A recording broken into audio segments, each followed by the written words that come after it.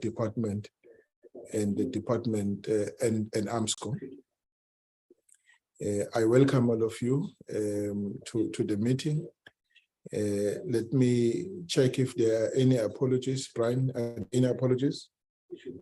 Yes, Chair, I do have one apology from the Minister who is attending a physical cabinet meeting, which is sitting currently. Thank you, Chair. Okay. Is that the Minister you said there? That is correct, Chair. The Okay. Deputy Minister will be joining the meeting. The Deputy Minister will be joining the meeting. Yes. All right. Besides that, are there any apologies, colleagues?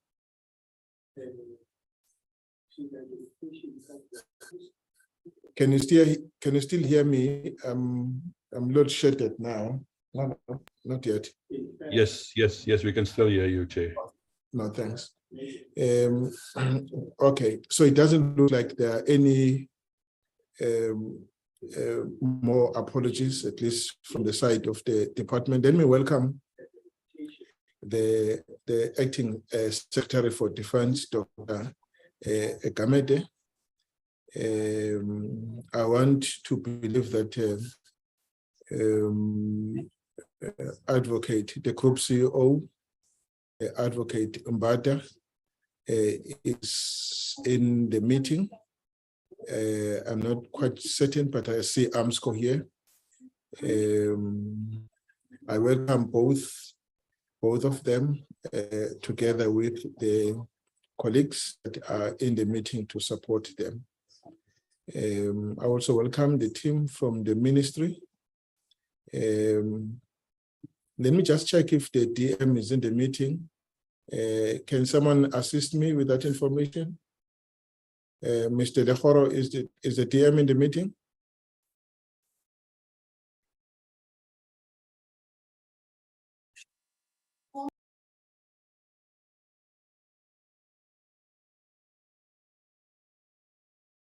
Okay, all right.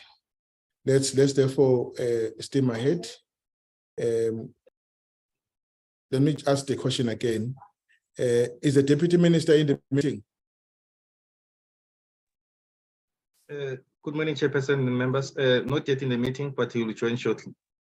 Or not yet in the meeting? Okay, no, it's fine. We can then start the meeting. Let me invite the Secretary for Defense to take us through the first item. Over to Dr. Gamede. Thank you very much, Chair, and good morning as well. Good morning to the members of the Portfolio Committee on Defense. We are today presenting to the committee the progress we've made on the implementation of the mobility exit mechanism, as well as the EISP. And I will request that Admiral Kubo, who is Chief HR, and take us through. Thank you very much. Thank you, Acting Secretary for Defense, for the opportunity. The Chairperson of the Portfolio Committee of Defense, the members of the Portfolio Committee, honorable members of the Portfolio Committee. Thank you once again for calling us to come and give you feedback on the mobility exit mechanism and the EISP. As part of the introduction, and this is one of the interventions from the 5 that we have approved last year through our minister, and which has also been presented to yourself.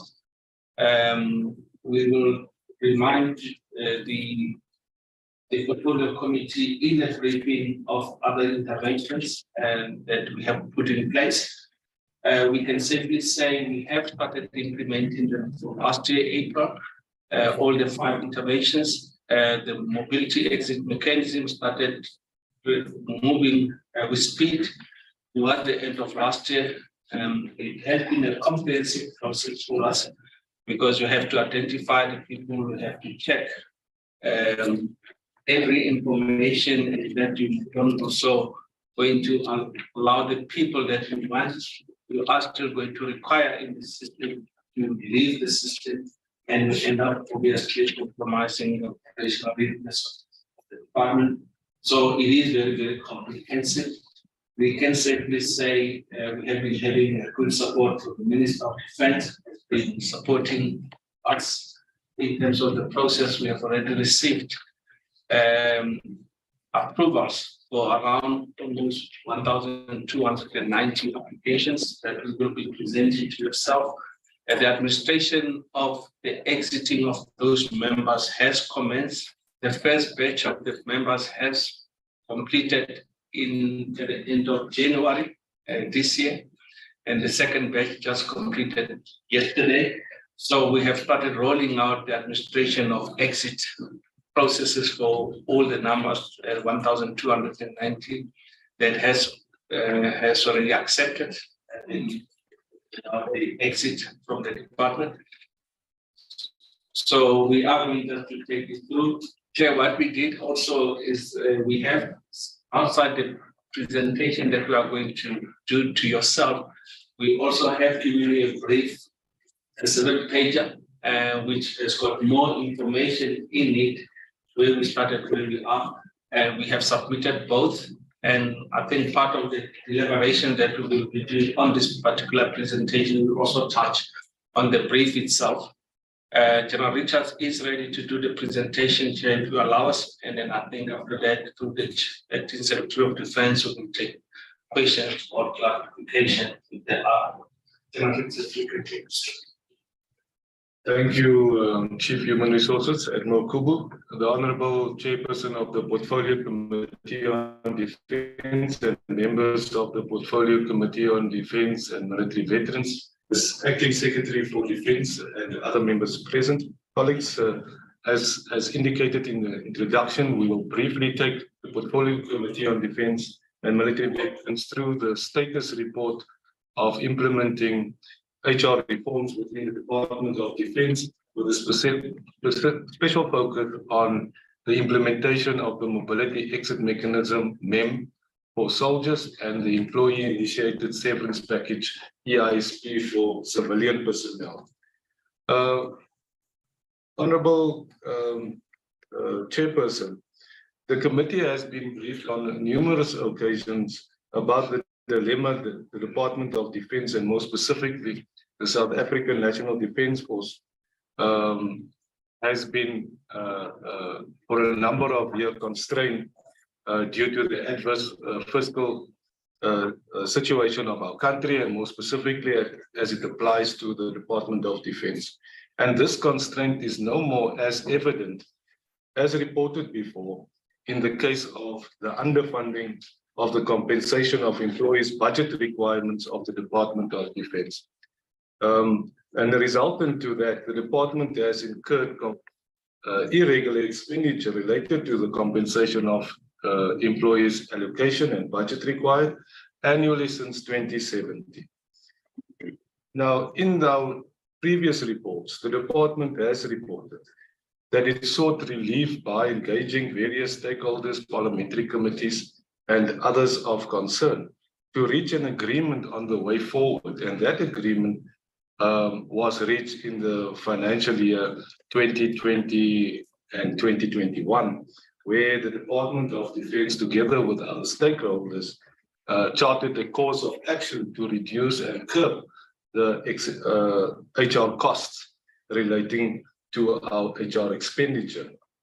And in doing so, the course of action initiated a ministerial directive, which we will share in this presentation as well. And that forms the foundation on which the exit strategies of the department have been initiated since August 2021 and 1 April 2022, respectively, as it may be applicable.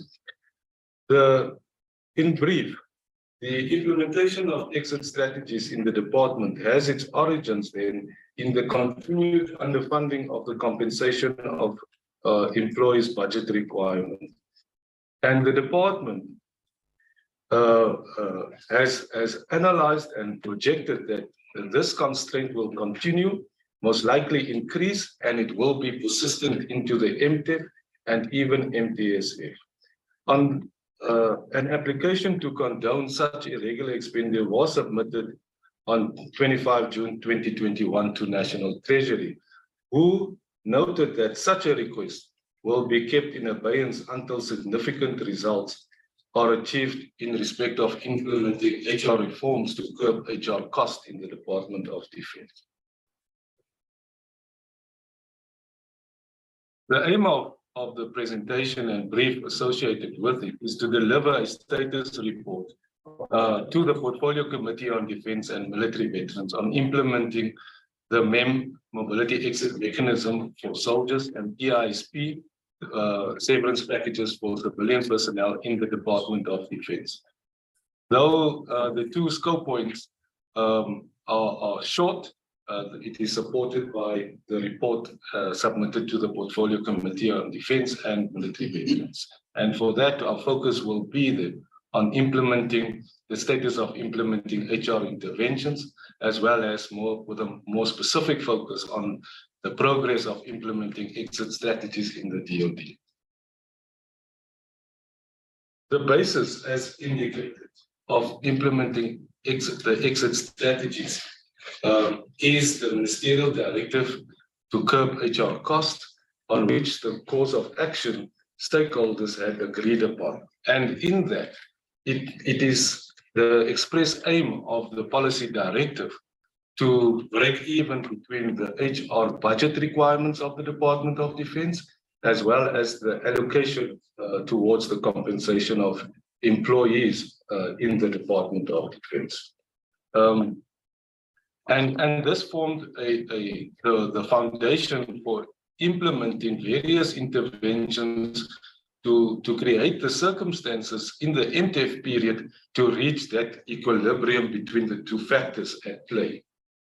And given that, the department has issued various internal official documents to manage the process of implementing the HR reforms, being not only the Ministerial Directive as indicated on the screen, it is also supported by a DoD directive, a strategic HR plan to implement such measures, more specifically to this discussion, the Chief SANDF instruction to guide the execution of a funded exit strategy for soldiers, as well as uplifting the moratorium that was in place in the Department of Defense in respect of implementing the Employee Initiated Severance Package dated 7 July 2021. These frameworks were submitted by the department to National Treasury in line with set conditions of review agreed to by the various stakeholders and issued by National Treasury on 28 January 2021. And subsequently, these exit strategies were implemented both for the employees of the Department of Defense as well as for members of the South African National Defense Force. Now, as indicated by Chief HR, the implementation of exit strategies, as you can see on the screen, are one of the reform mechanisms to bring us closer to the break-even point of HR budget required in the Department of Defense and the compensation of employees allocation annually.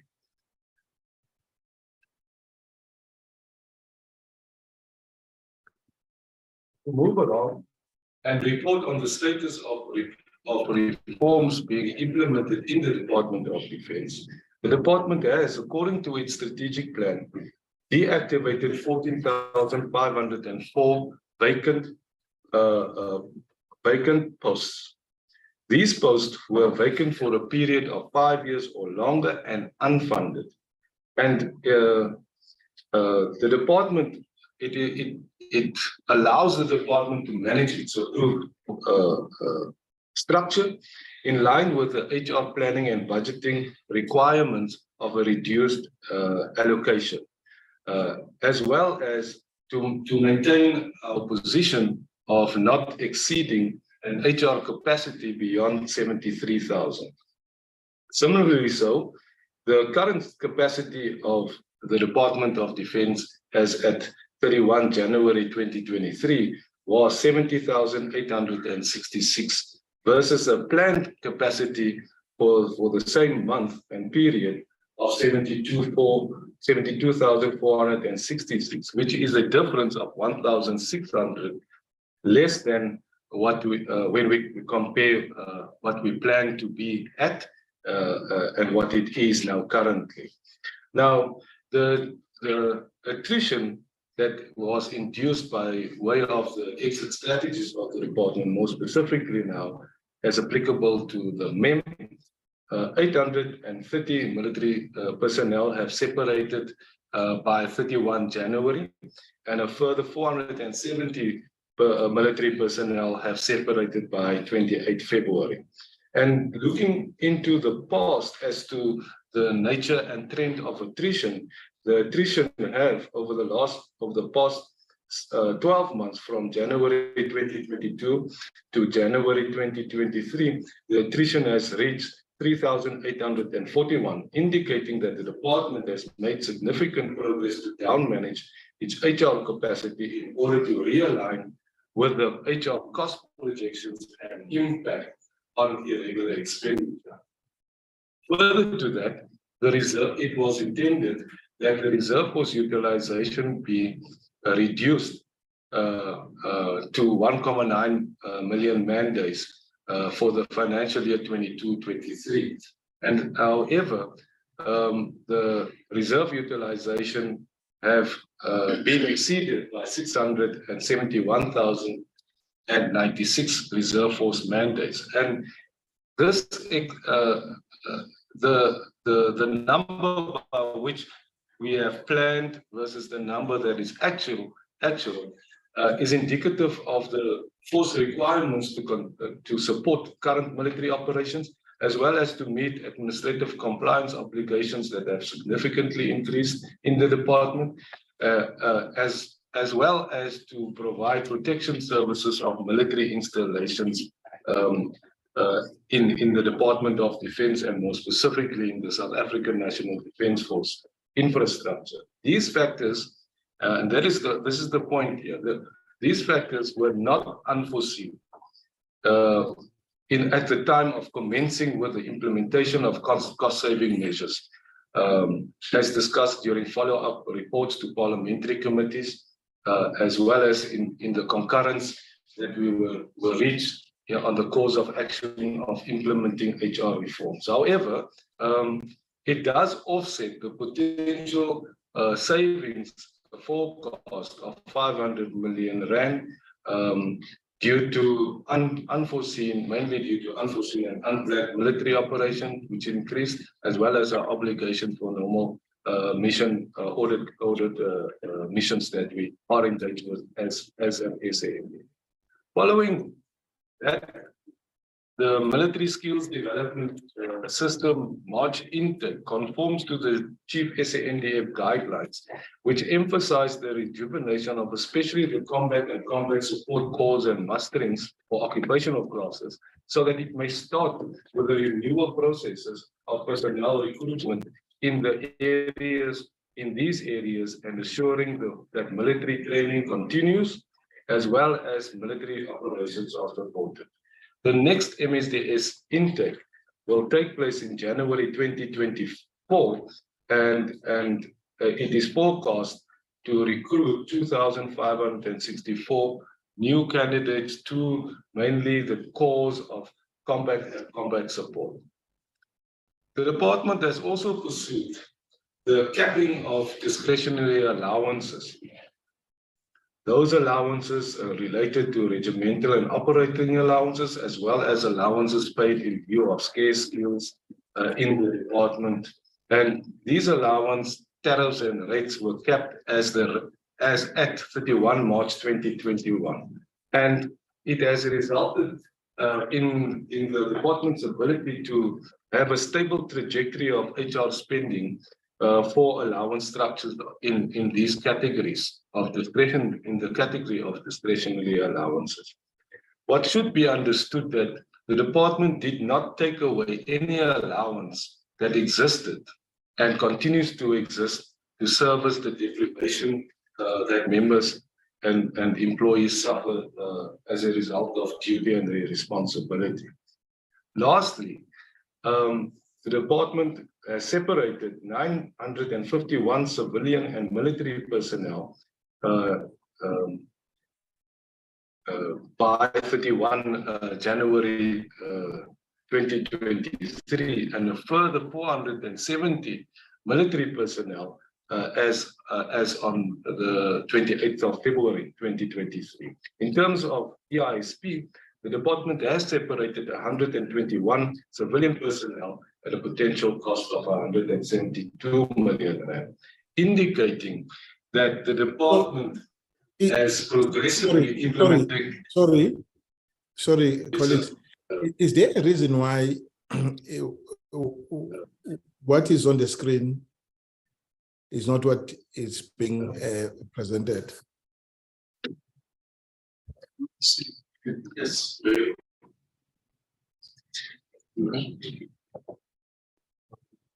Or the screen is not moving. It's either I don't know what's happening. It's either the screen is not moving, or the presentation, it says one thing. I mean, the presentation one thing, but the actual narrative, it's something else. In fact, it's even more than what is, substantially more than what is projected. Is there any reason? Chair, I might come quickly. We were combining the brief and the presentation, which is the PowerPoint presentation. We have submitted two documentations to yourselves, which is the brief, which is more detailed, and the PowerPoint that is in front of us now. And I think for now, we'll just stick to this because the brief got more detail as what was presented now by General Richards. Maybe that's where the confusion is, but you have got two documents that talks to what we were just discussing now. But I would just instruct you just to stick to the presentation because the brief is more detailed and you do have it, and we can probably engage on the brief in the discussions. If no, that's fine. Mr. Bonds, I checked with the team. I wouldn't have raised the point if we had that document that you are referring to. We don't have. Do we have it, Brian? No, we don't have the check. Willem, do you have it? No, Chair, I did not receive that second document. All right. So that's what the I'm sorry, Chair. I've spoken to the PLO because the document was referred to. I spoke to the PLO and they are only about to send it now. You see, therein our problem lies. Okay, it's fine. I'm not asking you to divert from the line you are taking because it gives us more information. But at the same time, we must ensure that what you present on is what we can see at the same time. All right, over to you.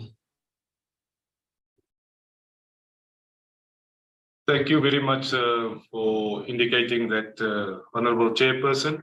We will most probably just have a run through and check whether all the documents have been submitted, and make sure that the Portfolio Committee Secretariat receives, if they were unfortunately not, if they did not receive it. But I will then, in line with your request, confine myself to the presentation slide, and I will hopefully be able to relay also what you see before you. But just to recap and orientate ourselves to the current slide.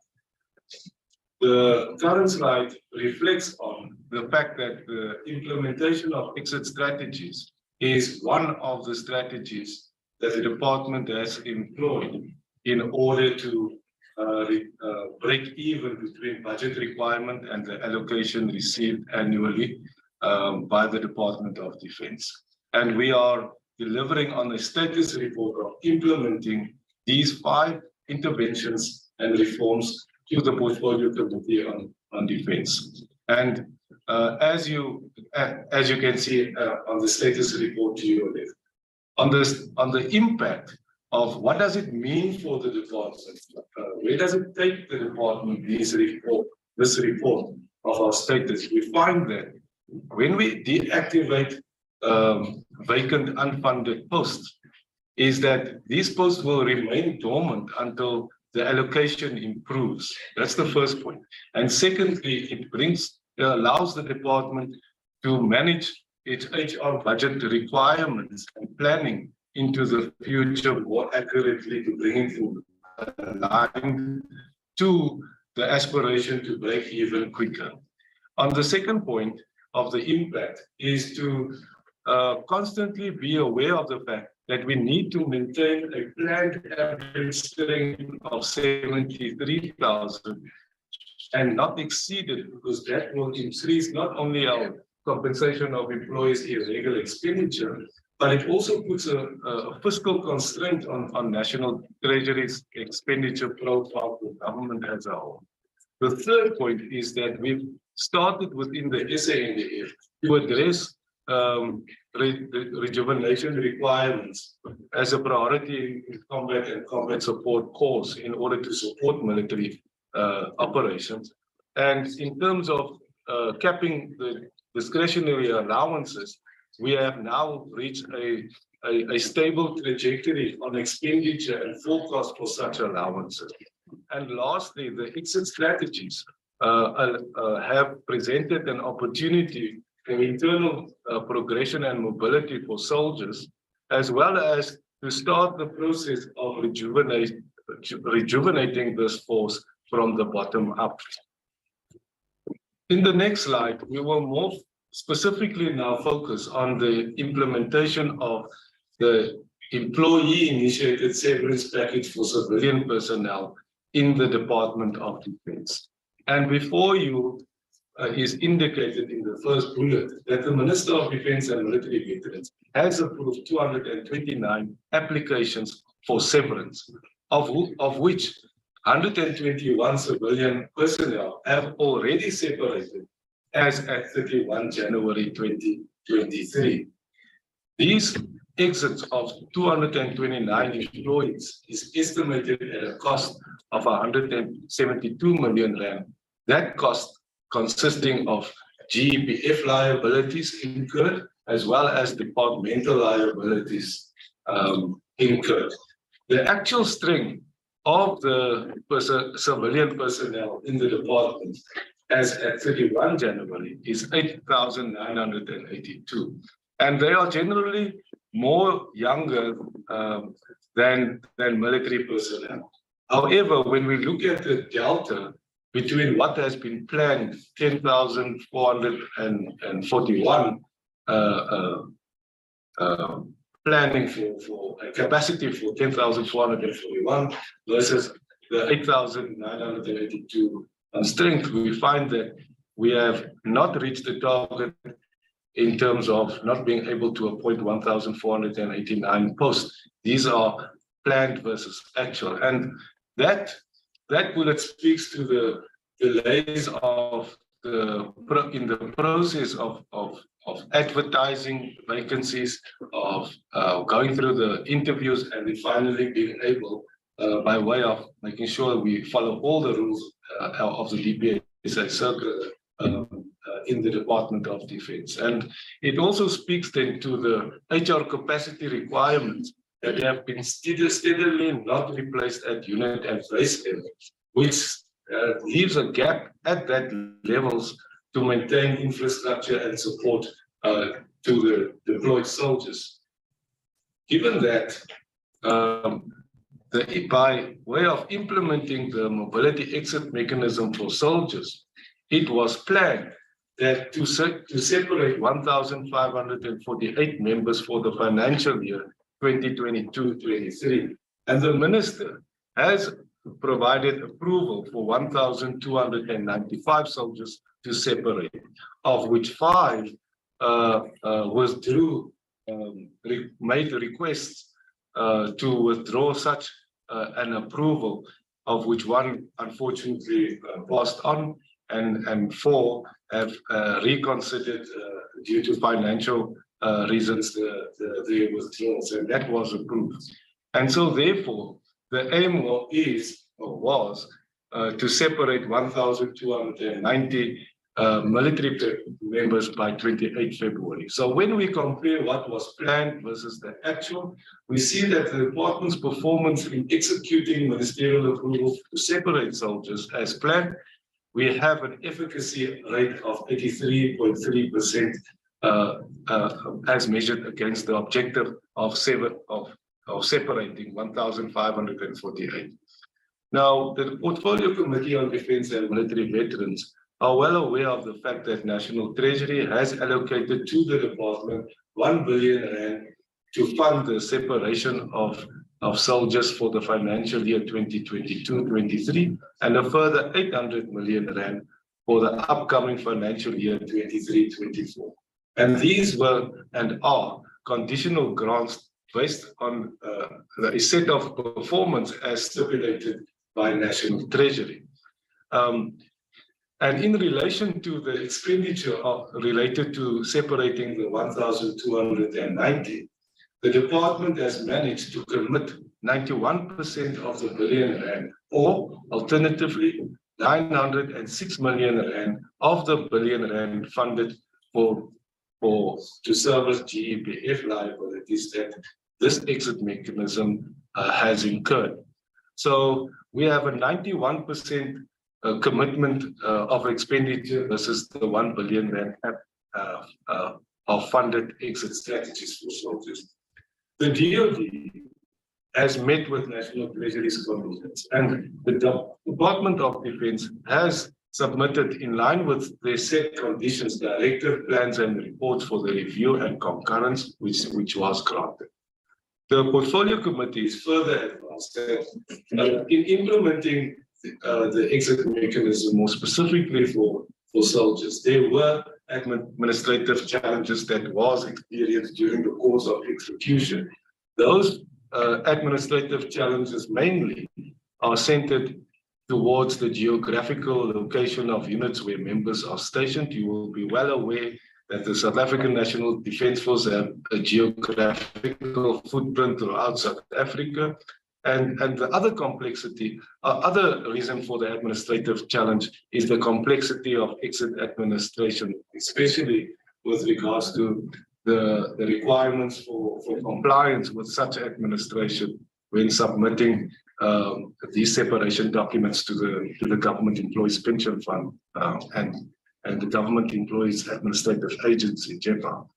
So, on the whole, the implementation of the MEM can be regarded as being successful, whilst the department traversed the administrative challenge that we are experiencing. And it is worthwhile to note that the department has employed interventions with National Treasury as well as the Government Employees Pension Fund to avoid these adverse circumstances to materialize. So when we consider what would be the impact of implementing an exit strategy for soldiers at this point, it does present that the department now has the potential to address stagnation in the ranks by means of career progression and mobility of soldiers, as well as creates an opportunity to start reintroducing an annual MSD index. The Portfolio Committee would be well versed in the fact that we can't lose too many too quickly without rejuvenating and recruiting from the bottom up. And the opportunity now is there to start with the rejuvenation process by recruiting young soldiers and introducing them to the military profession in order for the South African National Defence Force to be able to continue to conduct successful military operations as directed or otherwise. So when we conclude, we note that that the department has been successful to change course from its original position the current position of implementing reforms in order to curb HR costs. The department has been successful in complying with stated conditions of both the Portfolio Committee on Defence as well as National Treasury by submitting reports and of this nature and official reports as well to entities and stakeholders. And the department continues to liaise with each stakeholder in advising or seeking advice to be able to reach our objective more sooner than later. And that objective is to break even between what the department budget requirements are and the compensation of employees and allocation into the MTF and into the MTSF. That concludes the brief to the Portfolio Committee on Defence.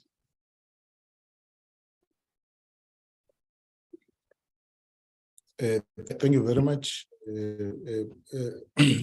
Mr. Ponce, do you want to say something in winding up the presentation?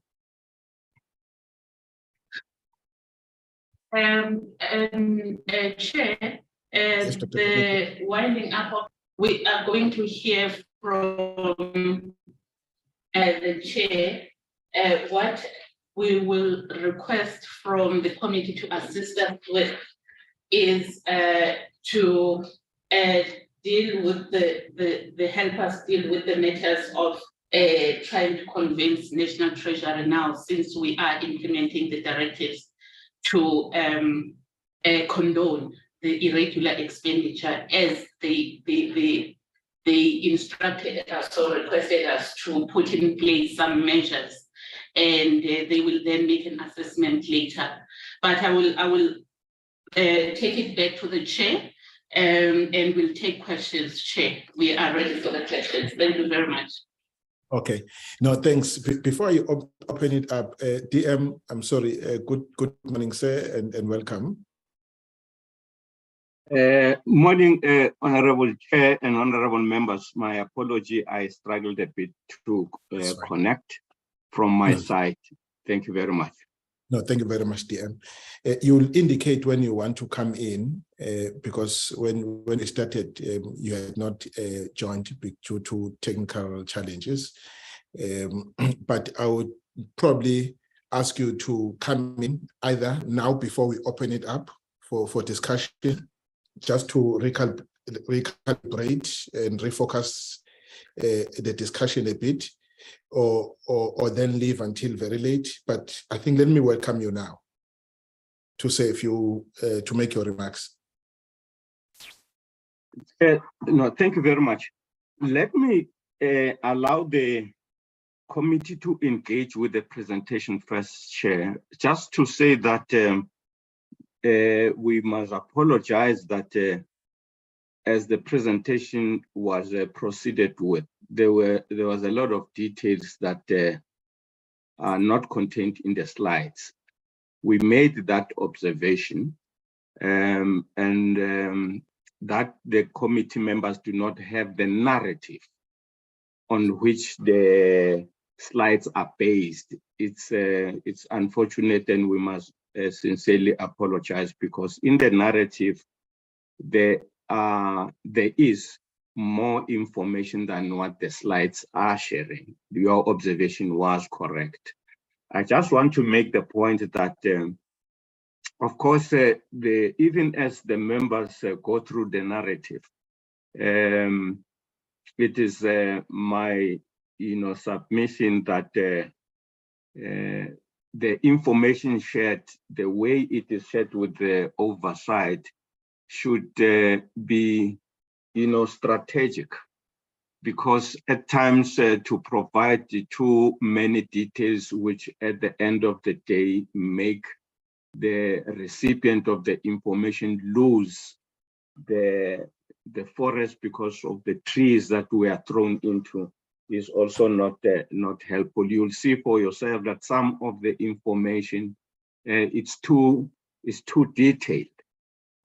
We need to remain at the high level in terms of what the picture is in relation to this challenge of cutting down our costs. But I will come in and just make a few observations to close our presentation, Chair. Thank you very much.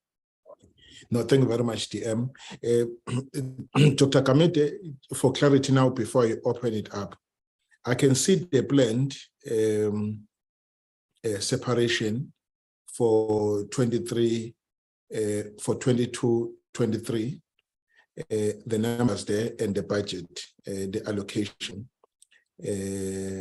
and your achievement against that target.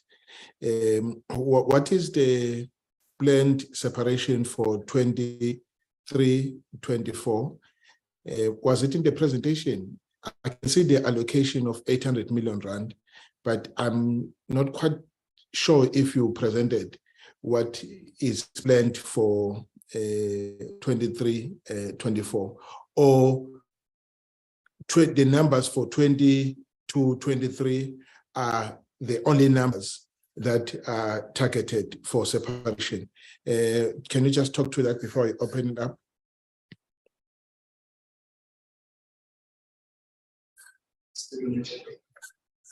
Thank you. For 2023 financial year, the National Treasury is giving us 800 million. And we are planning that we will be able to separate about 1280. 1280. Yes. Okay. And what will be the final total, SecDef? We now know the numbers for 22-23. You have just told us about the numbers for 23-24. What is the total when all is done and dusted? The total will be 2570. Come again? 2570. 2570. Okay. No, thank you very much. Colleagues, now recognize the hands, Mr. Mare and Mr. Mutle, in that order, please. Thank you very much, Chair. Thank you for the presentation, much appreciated. I want to start off by what the Ministerial Policy Directive is, as we read it. And it is not about numbers, but it's about costs. It said, shall pursue and implement HR cost-saving measures to down-manage HR cost pressures over this medium term. Now, I would think that because we know, what we already know is that we will have a probable overspending of about close to 4 billion rand this year, including the MEM. So if you subtract that, then it means that we are very close to 3 billion rand overspent in this year. And that is the cost pressures that we must alleviate over the medium term. However, I do not see a kind of an HR redesign and a reprioritization policy in which we need to reduce the cost significantly. We need to retain scarce skills seriously, because my perception is that with MEM and the other retention, or the other people that is exiting, we are losing an enormous lot of scarce skills. It seems like, and my impression is that the intention was good to get many people to leave the Defence Force and the DOD. However, it might be those people that we do not want to leave is actually leaving, and those that we feel is a bit of a passengers on our side is not leaving. So, you know, I don't see that strategy of how to increase our relative or proportional scarce skills you know, source of and the pot of that scarce skills retention. I don't see that. And if you look at what the DOD's implementation is, the first implementation is to retain 73,000 over the medium term. Now we know that if that is the objective, there's no ways on earth that you will be able to down manage HR costs from over 3 billion rand overspent to a break even. There's just no possibility whatsoever. We also know that it's already been reported that we will have about 650,000 reserve force man-days over the budget of 1.9 million. So how do we move forward, and how can we see in your plan and strategy that over the medium term, we will get to a situation where we, first of all, break even in terms of costs versus budget, and where we are reducing our reliance on the reserve force to such an extent that most of the operations we can actually do with regular force members. That means that your scarce skills is important, your rejuvenation, because we know that in the past there was a report to us that our average age of the Defence Force is about 45, 46 years old. We are seeing consistently that when in the general staff there is vacancies or there is retirements, you always see that they get promoted, and that those, it seems like there is not a problem in terms of vacancies. So where the high cost is, we don't see that cost being cut to such a level that can also contribute to the saving. If you look at the 73,000 objective, and you see that the actual achievement of civilians, that is now 8,900. Now, if you deduct that from the 73,000, you get to about 74,000. And if you deduct the people that is so-called left the Defence Force, you see that we are exactly back to the level of about 64,000, 65,000, which was the same level when we were at about 73, just over 73,000, with about 10,000 civilians. So it seems like on what is presented, there's a positive movement. But when you analyze these figures and what has been given on different places, then you see it doesn't add up.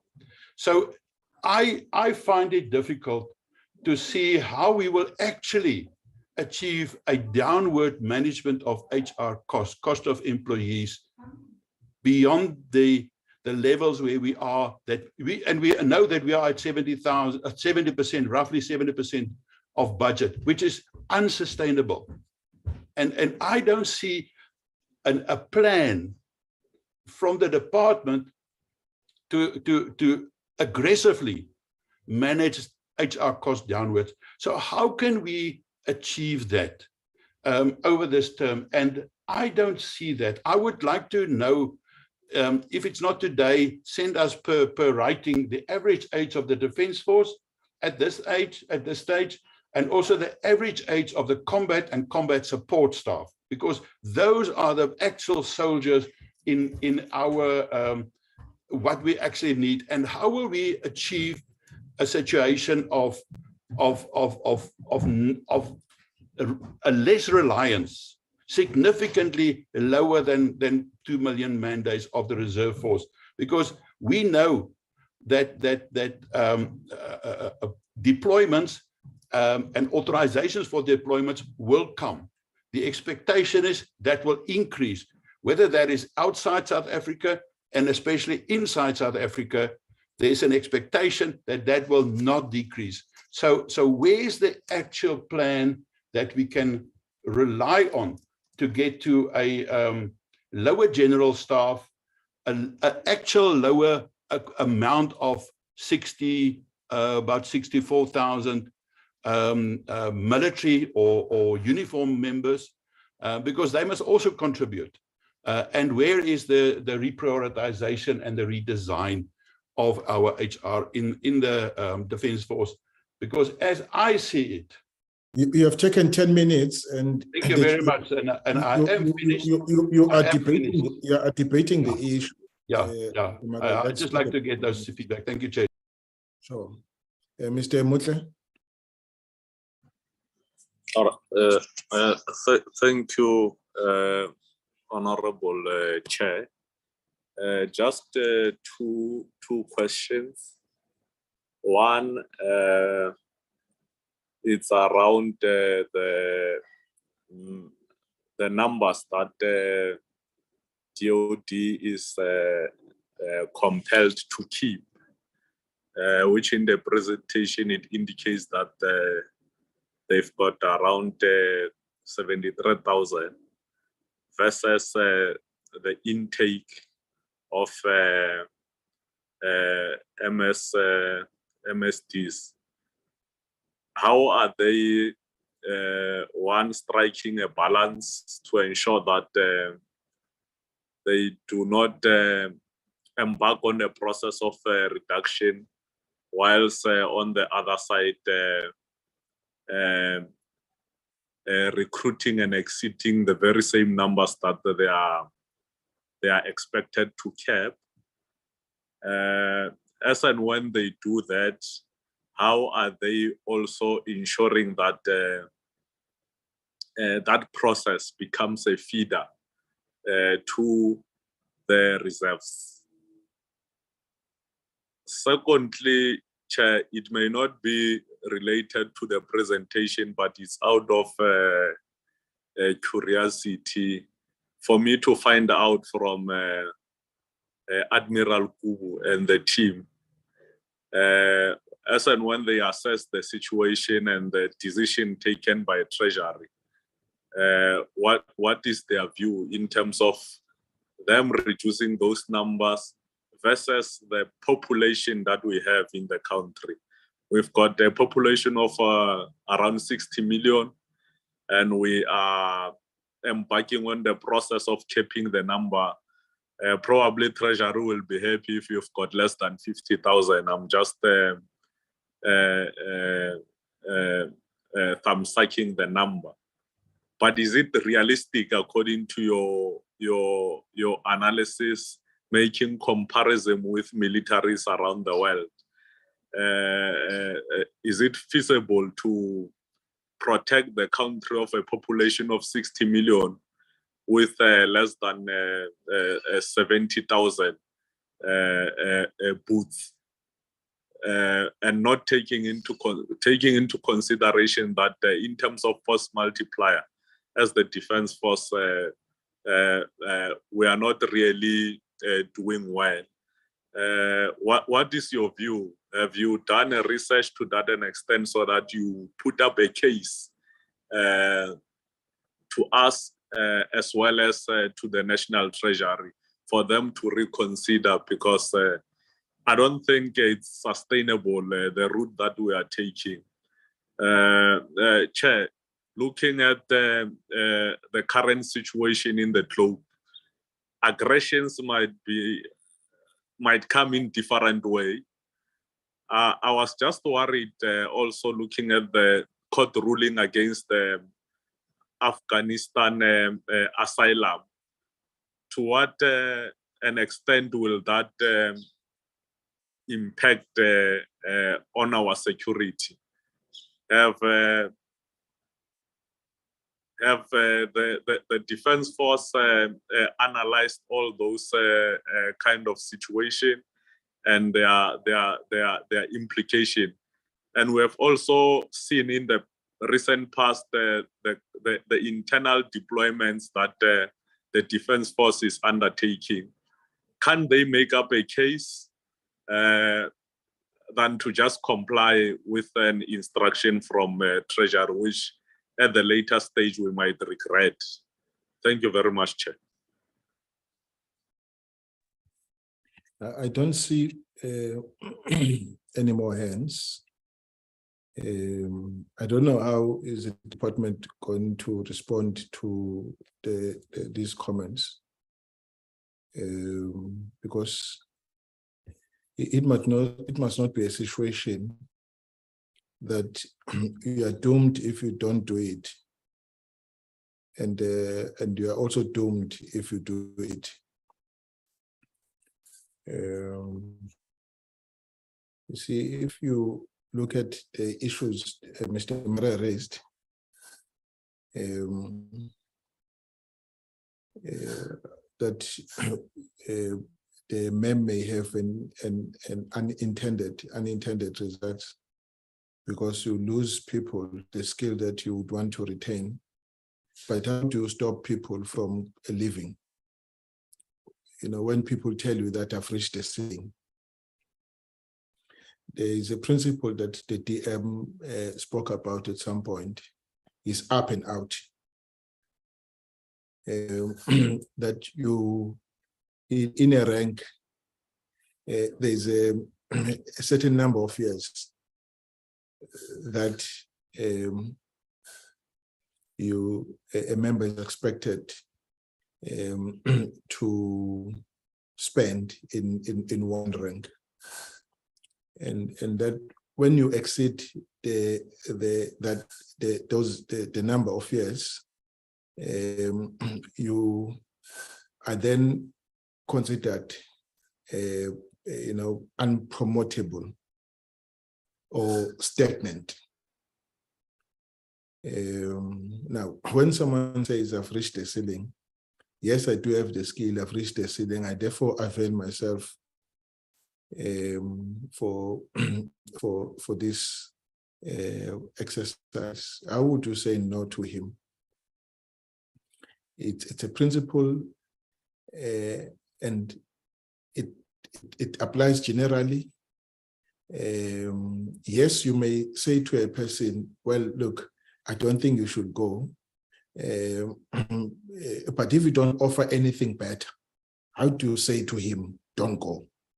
So I'm saying that's the dilemma that the department may be facing. I'm trying to put myself in their shoes. And then the second point, that, you see, there's no way you can reduce the numbers of the regular and also reduce your reliance on the reserve force. So it means that as you reduce the numbers of the regular, you are going to increase the reliance on the reserve force. So we'll see the numbers, the man days, exceeding the target that is set, because it means that they're actually now doing more than because they're doing more because the regular force has reduced a bit. So we've got to maintain that balance. And how they maintain it, it's a difficult thing until you do what Admiral Kubu has just said, that you also need to feed from the bottom. And so that as you, in the process, you rejuvenate your military. You don't sit with people who are no longer giving you value because of the number of factors. They are no longer fit for purpose. I think the memo was starting to deal with those issues. And then the last point is that the personnel is a challenge. We're spending close to 70% of the budget on the personnel, and because, in other words, it's 70% because the economy says we can't get more money than we are getting. So therefore, we've got to revisit our numbers so that we don't end up reducing allocation that should be going to other capabilities. Because if you weaken all other capabilities to restore those capabilities, will take us ages. Hence, we're to go to Treasury to ask Treasury to ring fence money for frigate, submarine, and other equipments for the maintenance and the acquisition in the department, precisely so that we ensure that we don't lose that capability. We've just been told that there's a lead time of 36 months.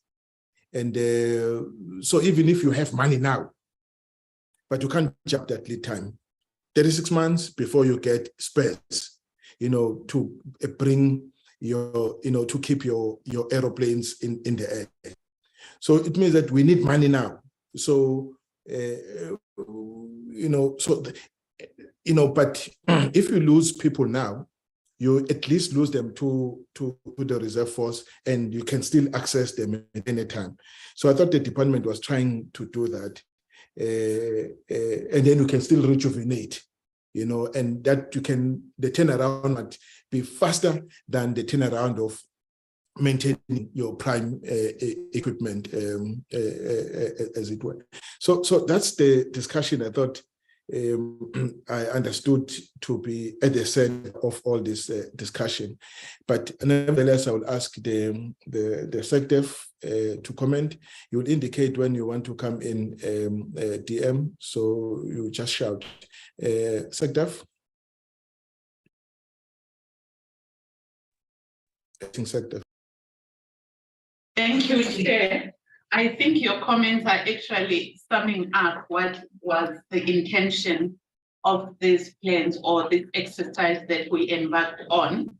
But I will request CHR to respond to Honorable Marie, and also to respond to Honorable Mutla about striking a balance between exiting people and taking the MSDSs, and the ratio or the population versus the numbers that we should have at the Defence Force. Thank you, Chair. CHR. Thank you, Acting Secretary, for giving this opportunity, and thanks to Honorable Java. I think you made our life easier, Chair, because you responded on our behalf, and you have been very comprehensive in terms of the response or your observation on these initiatives. I just want Honorable Chair to just maybe go back to, if you recall, in 2019 in November, the last meeting, you inducted me on this issue when I came and I presented the challenges of down managing HR and getting rid of the people, etc. And you said to me, and I quote you, Admaku, we don't have money, when I had to come with a strategy. And that was the instruction of the PCD when I was still the new chief HR. And from there, we moved along the guidelines for the portfolio committee in terms of the instruction that we have put into it. And it was also based on our concerns, which is some of the concerns that the members of the portfolio committee just raised. In terms of, how do you balance these issues? You have been given an allocation, you have to work on allocation. There is no other option to get additional funding, and what do you do? And I think that's why the intervention came in place. It came because of exactly this precise predicament that we found ourselves, because we couldn't continue being irregular or even going unauthorized. And the Treasury has always been clear on this particular matter to us. So we are on record, Honorable Chair and members of the portfolio, where we said these implications are also, these interventions also have got implications for the DoD, because of the nature of the operations that we are always involved in terms of the extra employments that we have not been planned, and also to exit the people without a proper exit mechanism. You would also be putting them on the street, and that can also have a security risk if you start chasing the people. That's why the current mobility exit mechanism was actually done in the line of that type of thing, to say, let's not just get the people out and they find themselves being unemployed, and we start having some security challenges going forward. The current mechanism, Chair and honorable members, caters for the people, and we pay for them until the age of 60 in terms of their pension benefits. That's why we're looking at the people that are always close to retirement, because if you're going to exit somebody who's 40 years old, then you're going to have a problem. So we're targeting people that are between the age of 56, around 56 and 58. We also don't exit somebody who's already 59 who's going to exit, because then there is no saving. But if you exit somebody average of 58, then it's the 2 years, and the money that we pay for them is really something that we can afford, and they create space for us, and the money for the 2 years is what we believe is going to be saving. Let me go to the question specifically that were raised by Honorable Mare. And we want to confirm that in terms of our projection, we're not going to overspend on the compensation of employees in this particular financial year of approximately 4 billion. We are going to overspend by 2.7 billion. So we wanted to correct the 4 billion. There is no over expenditure of 4 billion. It is 2.7 billion, and we're on track. Even yesterday, the PDC was still confirmed the same figures as well, 2.7 billion, and is the money that has already been communicated with Treasury. Maybe it's just maybe the correction. Yes, we did get some money from Treasury in terms of the cost of living allowances and other money for improvement of conditions of service, which actually reduced the 4 billion that Honorable Maria is talking about. But that one is being accounted for in terms of the annual revision of the salaries and conditions of service of our members. So that money is already been given to us, so there is no 4 billion that we are going to be overspending on. In terms of the redesign and required strategy to keep members with their skills, we can share the guidelines that has been signed by the chief of the SNDF and the Secretary of Defense, which talks about retaining members with the scarce skills. The guidelines were very clear. We have no intention of allowing people with scarce skills to exit by means of the men, unless if these people are no longer effective, because you can still have people that are really scarce skills but are no longer effective for various reasons. And those are the ones that we will be exiting. But I can confirm, Honorable Chair, members of the portfolio, we have been very, very clear on this issue in terms of the instruction to say we cannot afford to lose people with history, and we have been making sure that we don't find ourselves in that situation where we are actually losing people with scarce skills. Members are not applying for the net. We get identified by respective services and divisional chiefs. So that means those particular chiefs would have identified and they would have said to the and observed this particular member as being somebody that they can live without. And they are the ones that offering the benefit. It changed from the previous process that we followed when we issued the member. Members were also applying for the benefit. But now we identify. So I'm quite comfortable, Chair, members of the portfolio, with us identifying, we actually trying to eliminate losing the people that we want to keep. And we should not really find ourselves in the same situation where we were before when we implemented the man. Those that, yes, want to leave, and we also believe that we can allow them to leave, but based on the same principle that I just mentioned, we can also afford them an opportunity to leave. But then the service chiefs and the divisional chiefs would have also made sure that they have done their appreciation and they are quite clear that they can actually live without those people. So, Chair, we quite comfortable with the current approach that we are following, that we should not find ourselves where we're losing people that we really, really need, and we find ourselves wanting after that.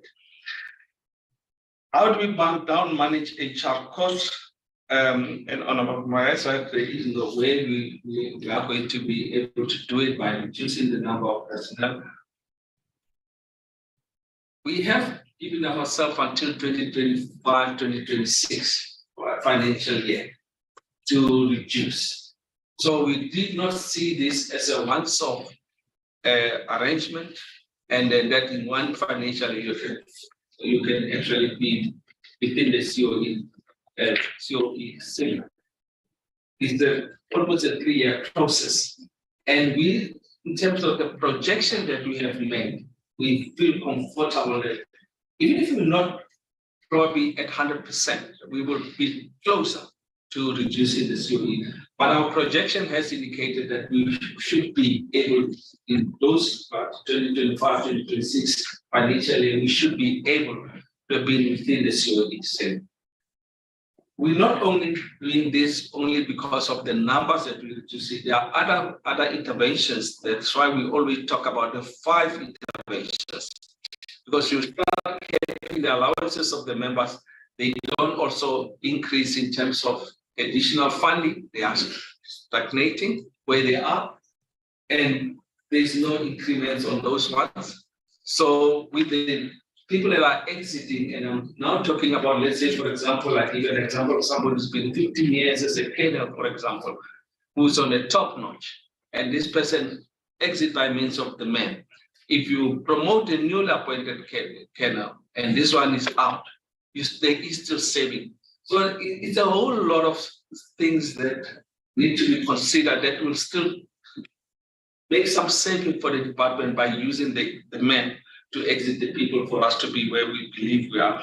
So we still think, Chair, that in terms of the projection, we are on the right track to down manage in 2025-26, and then hopefully by that time we'll be able to account to you if we did not get there to the portfolio and say, what are the reasons why we couldn't get there after we have put this particular strategy in place and why it failed to achieve the desired result. We just request your indulgence on this one to be given an opportunity because we just started and allow us to implement what we started implementing and come back to you and report at the end of this term. I think it should have covered most of the issues from our work, and then obviously taking lead from you, Chair, in terms of some of the other comments that you have made. I think we'll cover them. Let me go to the questions from Honorable Muthe. Where do we strike a balance when we exit and at the same time we recruit? We recruit in terms of attrition. We exit and we recruit in terms of attrition. So our intention will always be, let's maintain the strength that we have projected for ourselves, and we bring new people.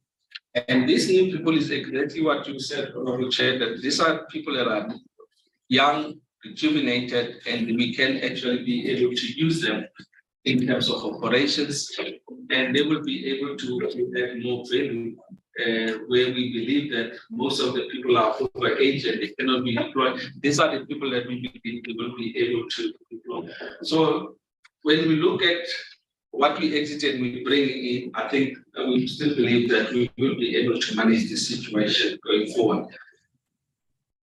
The issue on the population, let me touch on the first one, the last one on the feeder to the reserves.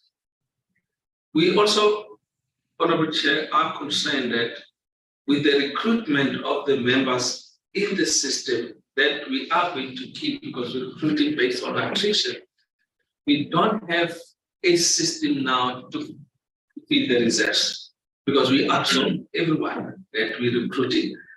And we did it deliberately because we realized after the 2 years of the MSDS program, to allow people to leave because you cannot absorb them in posts permanently, then it also creates a bit of a security risk for us.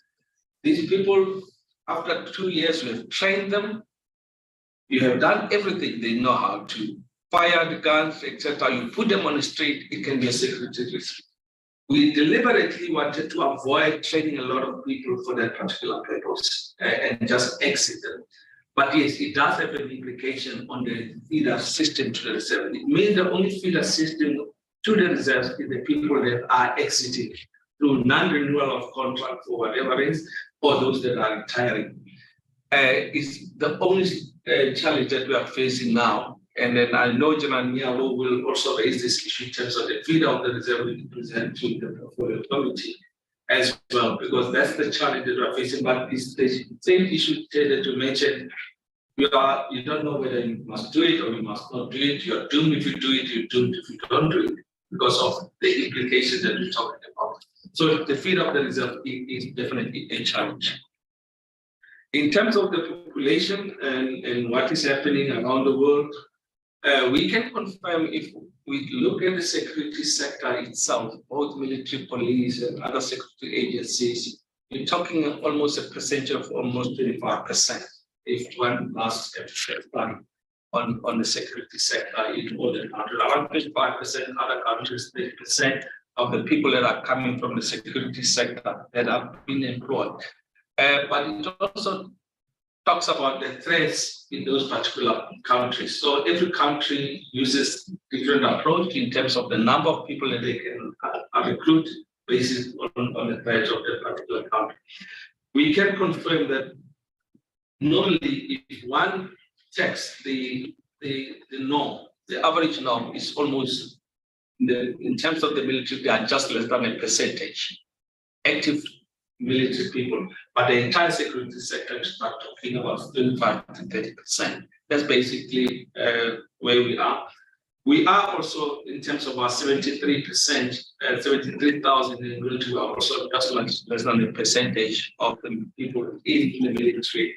If you take the 58 million of the people that are in the country currently. So we are close to other countries if one looks at it in terms of that norm, but yes, the bigger percentage is among the entire security sector. I hope it does. I did answer all the questions.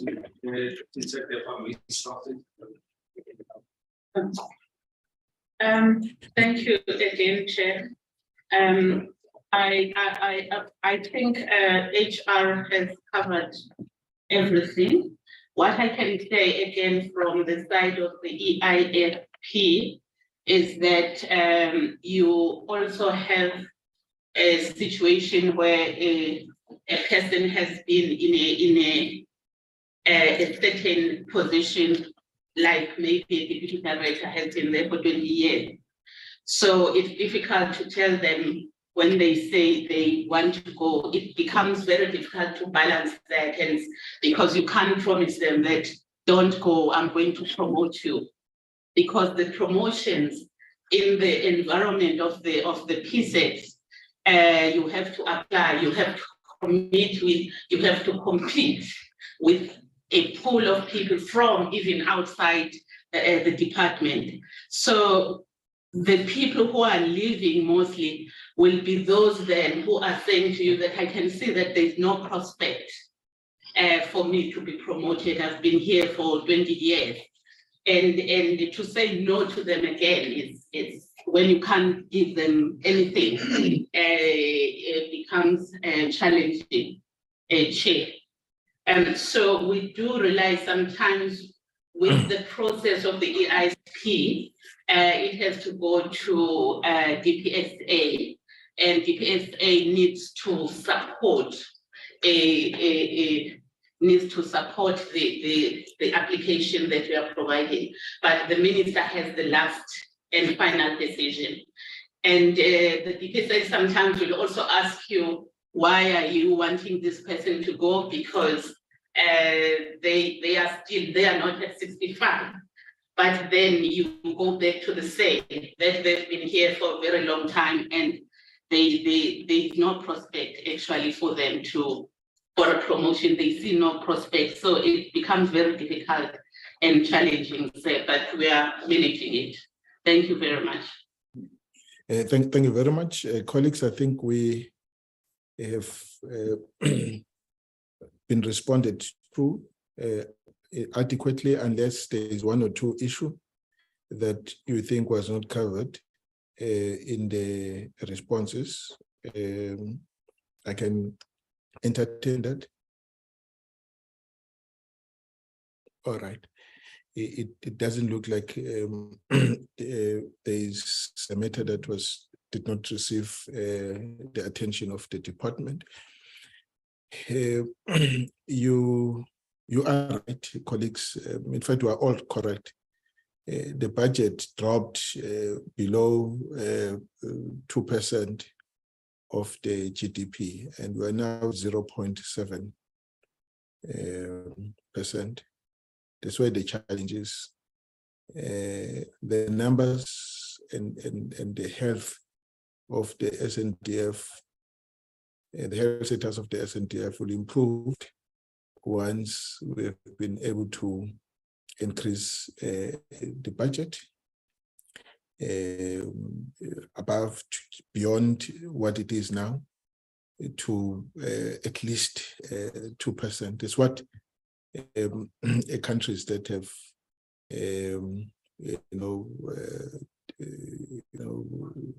the defense force that recognized worldwide are spending on their defense force. Up north, we're told there are countries that are starting to invest. Someone told me that even in Angola, they are investing over 1 billion rand, 1 billion US dollars or something in their navy, on their navy platforms. That's the extent to which the countries, including those not very far from us, are investing in their defense forces. Mr. Murray, just one point before we depart, leave this issue.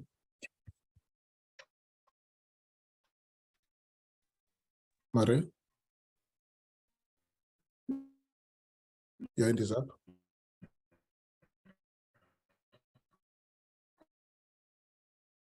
You are muted, Mr. Murray. I don't know. I can't hear him.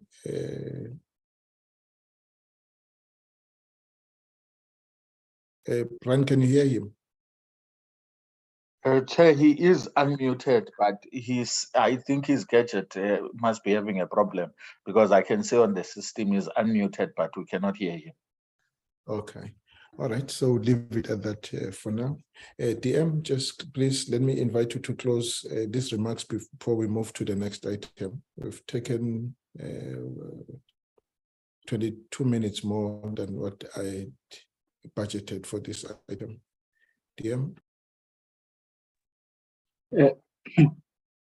Chairperson and honorable members, once again, thank you for the reflections of the committee and the comments on the challenges the department is dealing with as far as its budget for the compensation of employees. I am happy that in the committee's comments, we have returned back to the fundamentals. We've returned back to the fundamentals. The question that Honorable Mutle has raised about what is the appropriate force level for a country of the size of our economy and population. It is what at the end of the day we cannot ignore. And as you correctly point out, Chair, there are benchmarks. And there is a rule of thumb that 2% of the GDP is what countries spend on their defense establishments, because defense spending, as it was the pet subject of the former Deputy Minister of Defense, Minister Ronnie Castros. Defense is the insurance the country takes on its own wealth. And the more the wealth of the country grows, the more bigger the GDP becomes, the more bigger population-wise the country becomes, it has, of course, logically, an implication on what the country must spend in order to protect that value. And the other very basic consideration about how we approach our defense establishment in relation to human resource.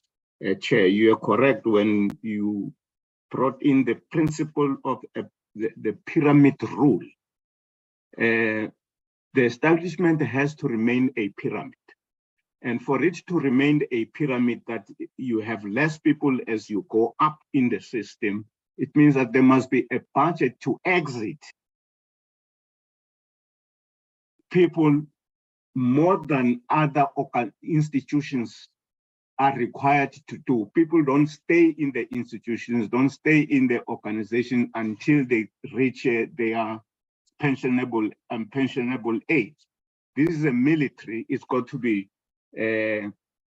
big at the bottom, but small at the top. That pyramid shape has direct budgetary implications.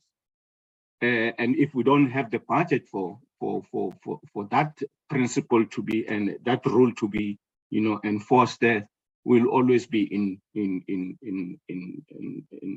difficulties. We'll always be in a problem. There is also the point that you are making, Chair, that cuts on the levels of our of the permanent force has, of course, immediately implications on the extent to which the defense can execute on its mandate, the tasking of the defense force. If the mandate is to remain the same, if the tasking is to remain the same, then it has direct implications on the reserves. You've got to provide more man hours for the reserves if you're cutting down the permanent force. So you're right that we must appreciate that we are in an unwinnable situation for as long as the tasking, the mandate doesn't change. We can cut the numbers the way we have creatively gone about our business, but it is unavoidable that we are going to have soldiers who are on standby to do the things that you still want your defense force to do.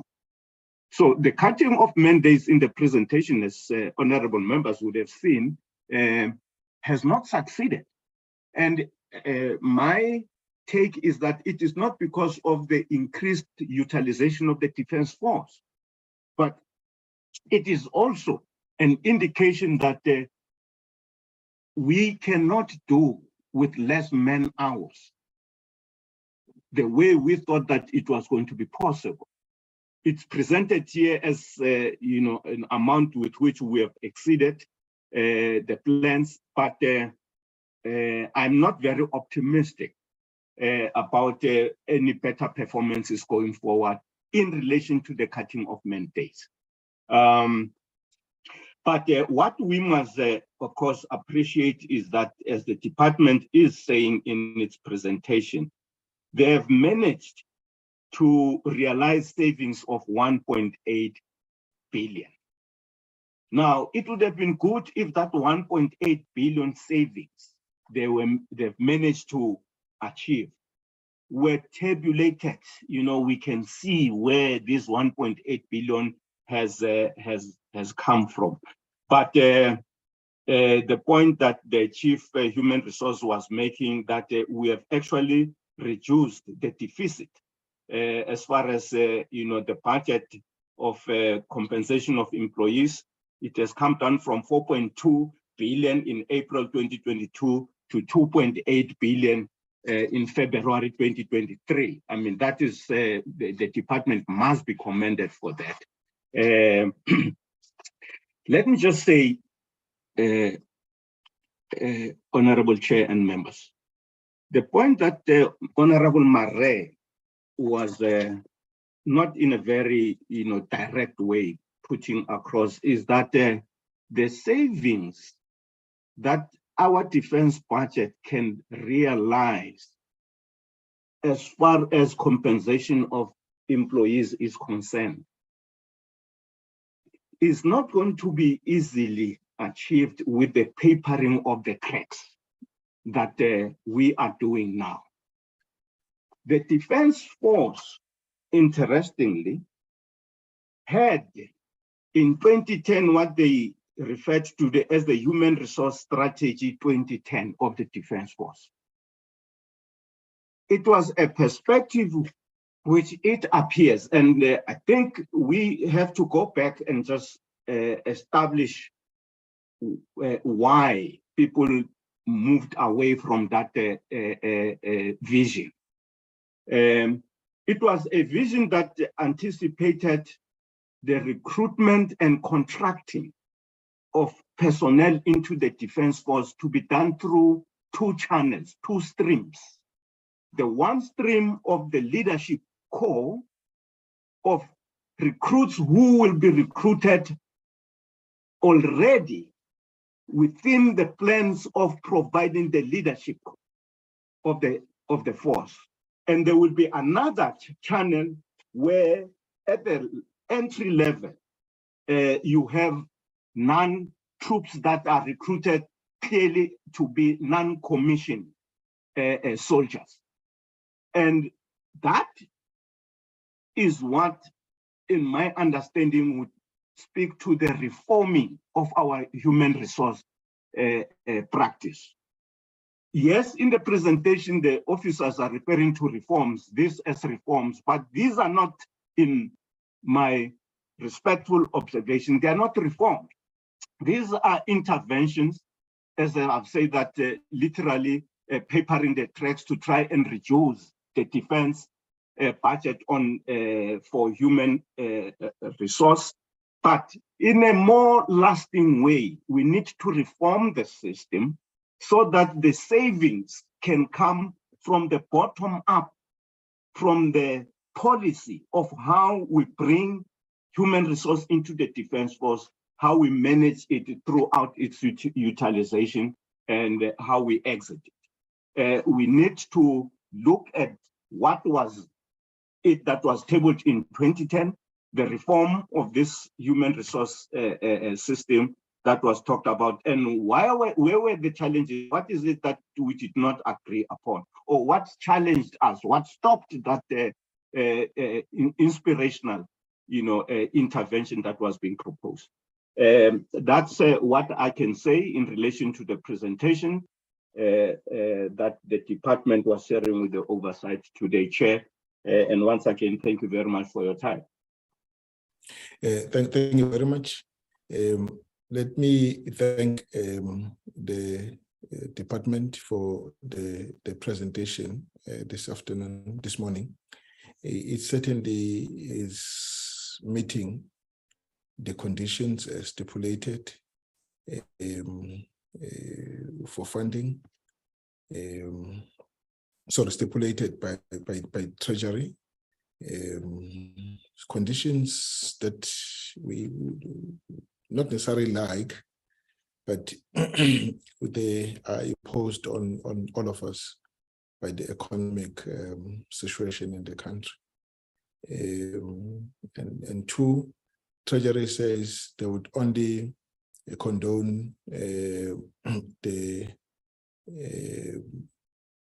over expenditure, the irregular expenditure on compensation of employees once there is evidence that the department has started to, to deal with its, to reduce the over expenditure on its COE. I think they are visible marks of the department working towards, bringing the over expenditure down. The evidence is there. I'm sure we can now start to approach Treasury to also start looking in the direction of, rewarding, acknowledging the performance that the department has been able to achieve thus far. So we will look into that going forward. With that, we thank all the department. Let's now quickly, thank you very much, DM, for your comments. They are really spot on. Let me now invite Armscor to take us through the second presentation. Armscor. Thank you, Chair, members of the committee, Deputy Minister, Acting Secretary, colleagues from DOD and Armscor, good morning. Chair, without any further, I will straight request our presenter to continue with the presentation. Mr. Chrisel will be doing the presentation for us, and thereafter Chair will then entertain questions, comments. Thank you very much. Good morning, Honourable Chair, Honourable Deputy Minister, Executive, and members of the committee. I will try to be as quick as possible to save time. Chair, if you would allow me to start off the presentation on what our order book will look like in the next financial year, which is the 23-24 financial year. Please allow me to just spend a few minutes on looking at the different budgets from which the order book is made up and what the peculiarities of each one of those budget types is, because that has a definite impact on how the order book for the next financial year is determined.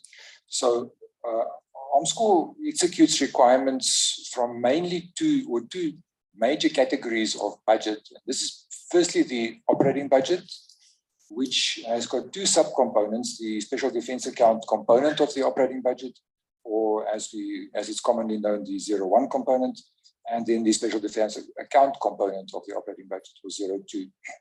And those budgets are managed and allocated by the respective services. So every service and division then determines what portion of their operating budget will be allocated to procurement or maintenance activities. And then we have the second major category being the capital budget, which is funded from the special defence account. And this is the budget which funds all capital acquisition projects. And that budget is managed by the Defence Materiel Division of the DoD. So they are our nodal point for all projects which originate from the different arms of service. So the operating budget, if we can just look at that first, requirements are forwarded to Armscor by the respective services via Defence Materiel Division. And those allocations are normally fixed at the start of a financial year. Chair, and the reason why this is important to note is we are not yet in the 23-24 financial year.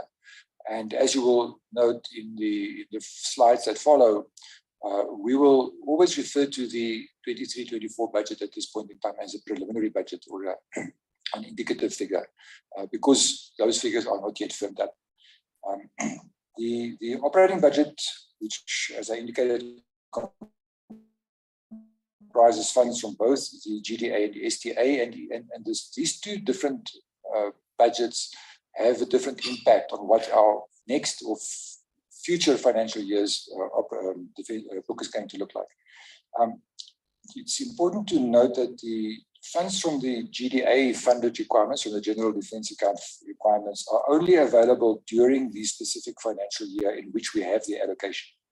And if it is unspent, cannot flow into the next financial year. So if we place a contract utilizing General Defence Account funds, we do not spend all of those funds. Those funds are lost to the department.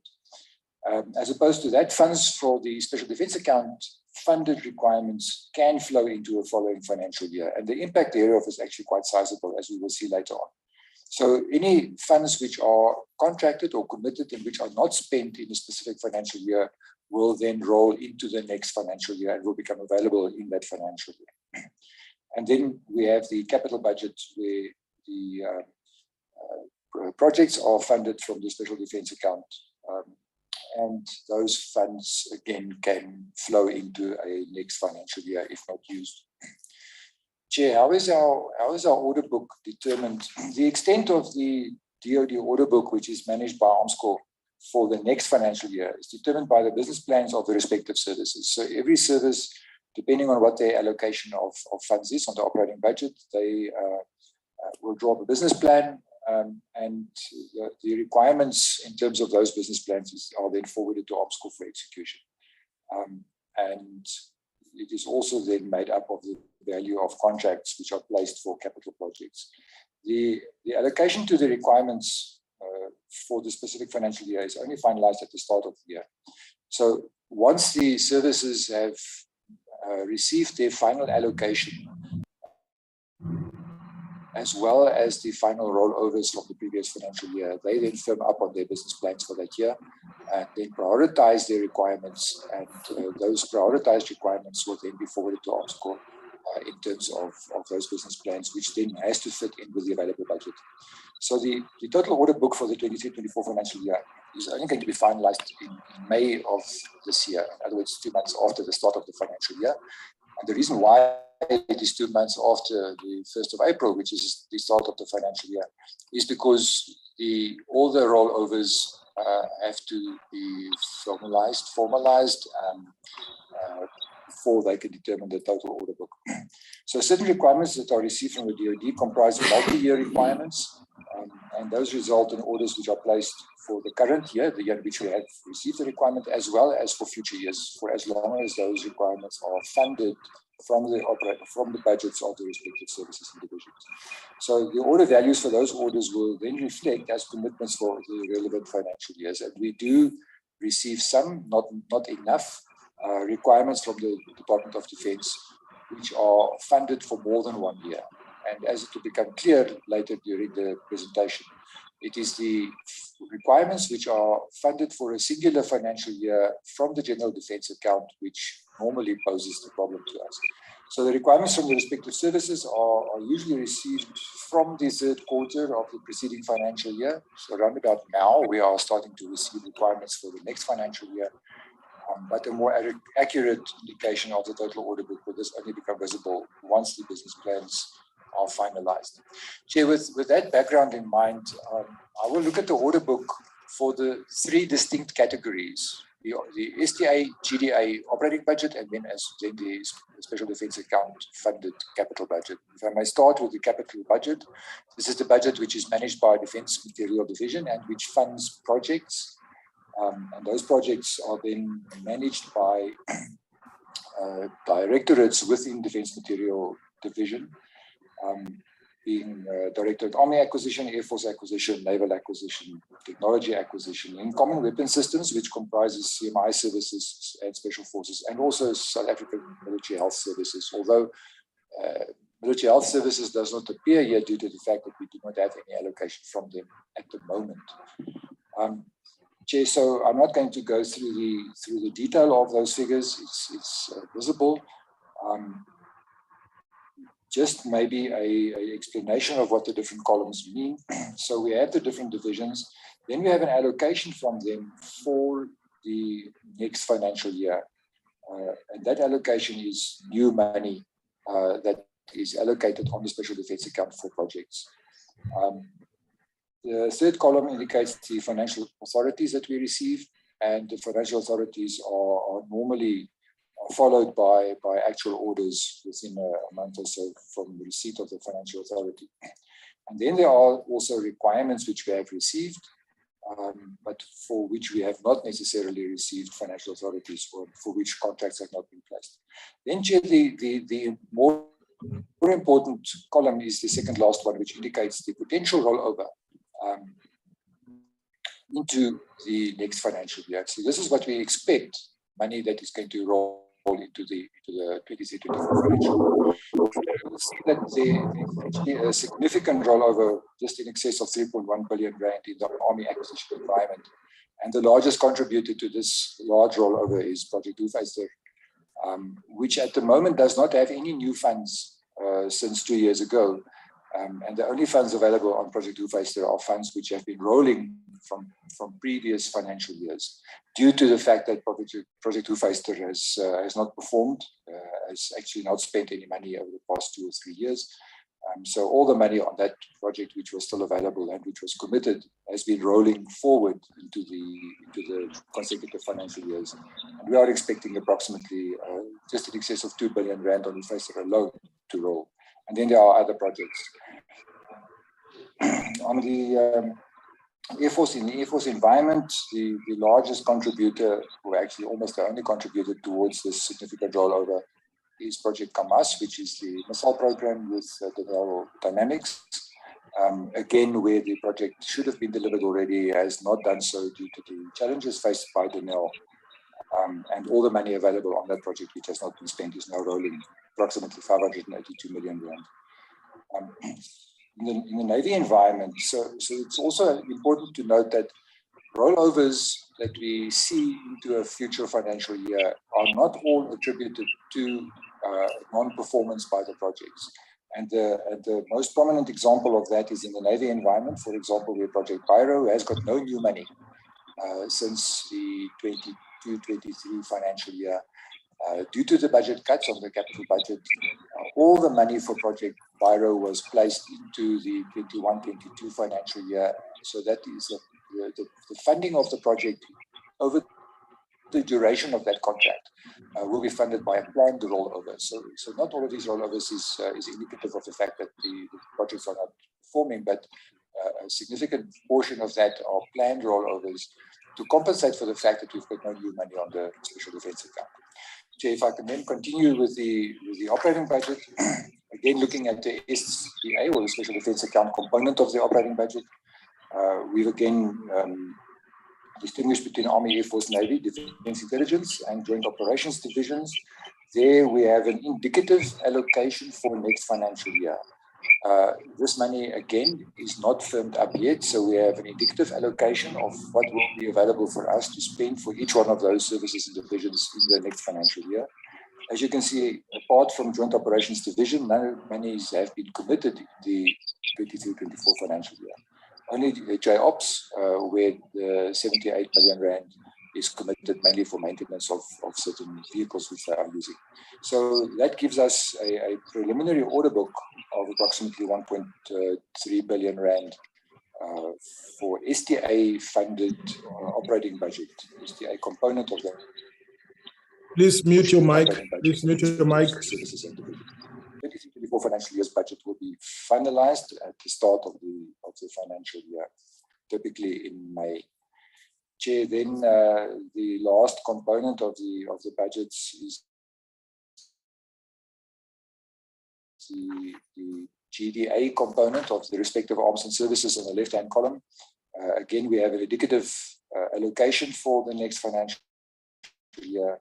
And here we see that we have got more significant commitments already. And this is, as I mentioned earlier, we have requirements that we have received from the services and divisions for multiple years and also funded for those years. So the committed orders in the 23-24 financial year are all orders which are placed with money which is new on the SDA GDA component of the operating budget. So in total, this gives us for the GDA component just in excess of 1.96 billion rand, and the total operating budget, preliminary operating budget, as we can foresee at the moment, is just in excess of 3.2 billion rand.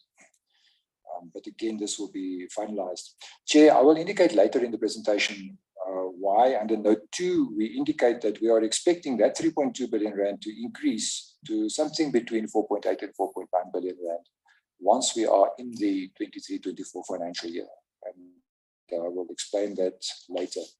Chair, so totaling up those three components of the budgets, it gives us at the moment a total preliminary order book for the next financial year of 8.524 billion rand for 23-24.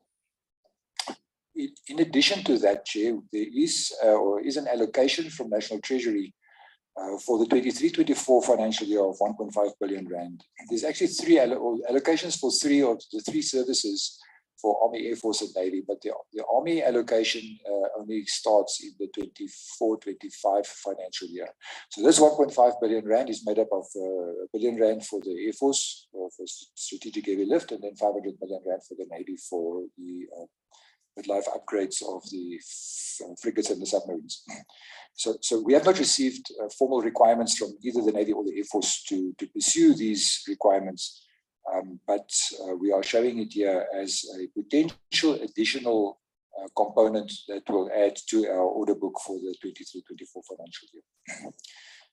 Chair, then, if I may just explain why we are saying that we expect the operating budget component to increase. If we look at the trend of the budget over the past 5 years, we can see that there's a gradual decline in the capital budget. And we must note that capital budget component, the blue bar in the graph,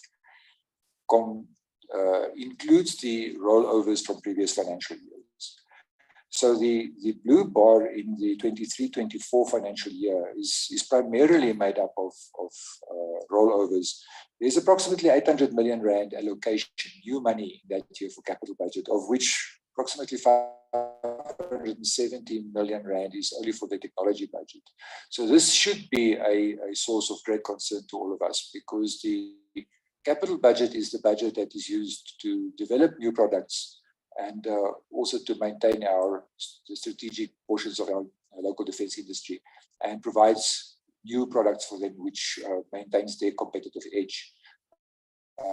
That we have not been investing in new projects since the past 5 years, Chair. So this should be concerned. But what we actually want to indicate here is, if we look at the trend of the operating budget, the red bars, we can see that although they do fluctuate, they are mostly in the region of 4.8 to 5.4 billion rand, whereas the known amount for the 23-24 financial year now is 3.2 billion rand. So it is going to increase, as we've indicated. It will increase once the business plans have been firmed up at the beginning of the new financial year. So we are expecting, and this is the cursed part that we added to that, we are expecting it, if we follow the trend, that it should increase to between 4.8 and 4.9 billion rand. So, Chair, that increase, which we are expecting, together with the potential requirements which we'll receive due to the allocations from National Treasury, should significantly increase our order book for the new financial year. And then to conclude, Chair, again, just to reiterate that the 23-24 order book is indicative only, based on requirements and preliminary allocation as we have it at the 31st of January. It will be finalized at the start of the new financial year. And then based on the previous year's trends, our operating budget allocations will increase to a total of somewhere between 4.8 and 4.9 billion rand. So the total order book is expected to increase to between 10.2 and 10.3, and this excludes the 1.5 billion rand allocation which the Air Force and the Navy received from National Treasury. And then, Chair, as I've mentioned, the annual decline in the total DoD order book is primarily attributed to a decline in the capital budget, which is declining to virtually nothing in the next financial year. And in the year after that, there will be no new money, except for technology funds, unless new money is allocated to that. Chair, with that, I conclude, and if there are any questions.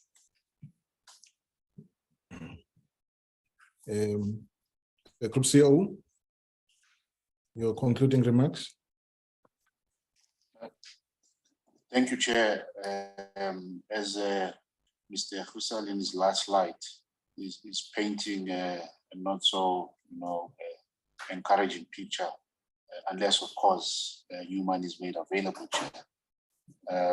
It's an issue, Chair, that we are also seized with as Armscor to try and influence the decision makers in making sure that at least we are able to in the first instance, Chair, maintain our systems, and obviously, Chair, looking at various midlife upgrades that are long overdue.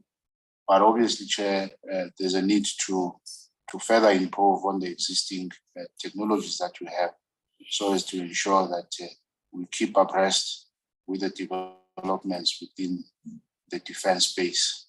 And Chair, there are a number of initiatives that we've undertaken as Armscor in the form of collaborations. Recently, Chair, we were at IDEX. You will have seen that we concluded a memorandum of understanding with the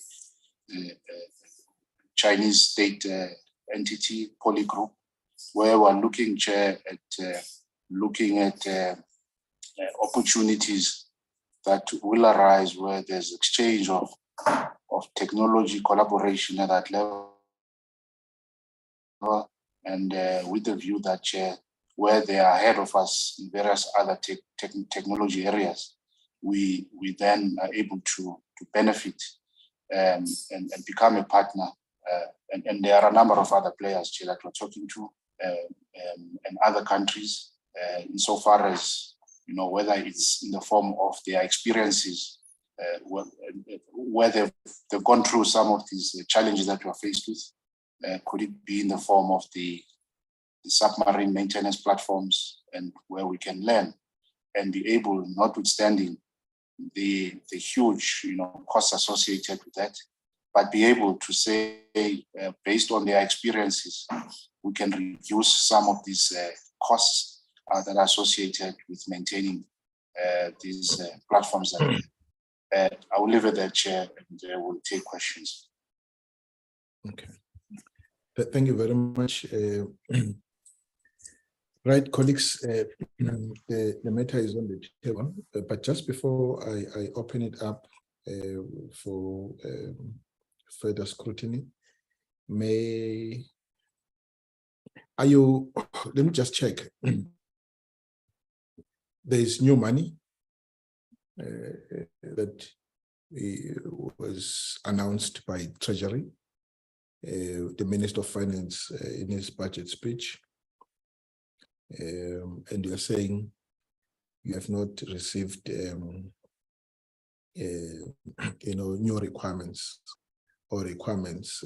from the different services and how that money will be spent.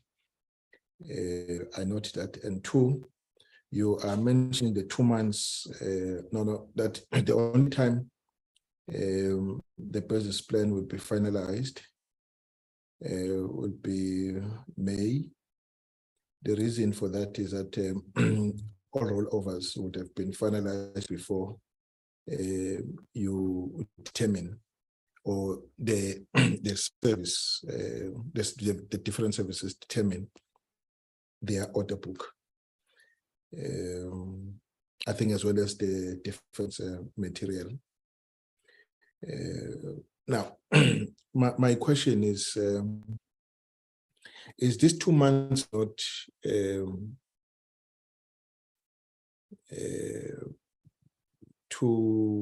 it's 2 months, April, May, it's almost 2 months where you'll be sitting waiting for the department to pass on the information. Can this period be reduced? I'm trying to understand, with technology, we're not doing things manually nowadays. With technology, with experience, knowledge, know-how, and a precedent, can't we have this period reduced to less than significantly less than 2 months? I think it's still too much in my view. I'm asking this because we all know how rollovers are determined. I know they've got to be approved by Treasury. You can't go ahead until Treasury says, yes, we grant you this rollover. But if that is the issue, and that Treasury must approve first, maybe as a matter we must take up with Treasury to say, where things are straightforward, let's not delay. A week will be too much. 2 weeks would be too much, let alone a month, if matters are straightforward. It's only in matters where they're not straightforward and you require maybe to give a justification why this must be rolled over, and you are not too sure whether what you put forward as a justification will be accepted or not. I understand those gray areas. But when there's no gray area, saying the business plans the period within which they must be produced, they must be as quickly as possible. And then the second point I want to make, do you ever experience challenges where a requirement has been made, is in the business plan, but there's a delay in rolling funds from the department to Armscor? I'm asking this question because any delay, even when the business plan is there, you know that this is work that you must undertake. But if there's no money, you can't go ahead. But that delay will cause you not to move with speed, and then further occasion a situation when you now have to roll over money into the new year because you could not spend in the year that it was allocated because your systems were not synchronized, so to speak. If you could just deal with that question for me, I would be happy. Mr. Murray?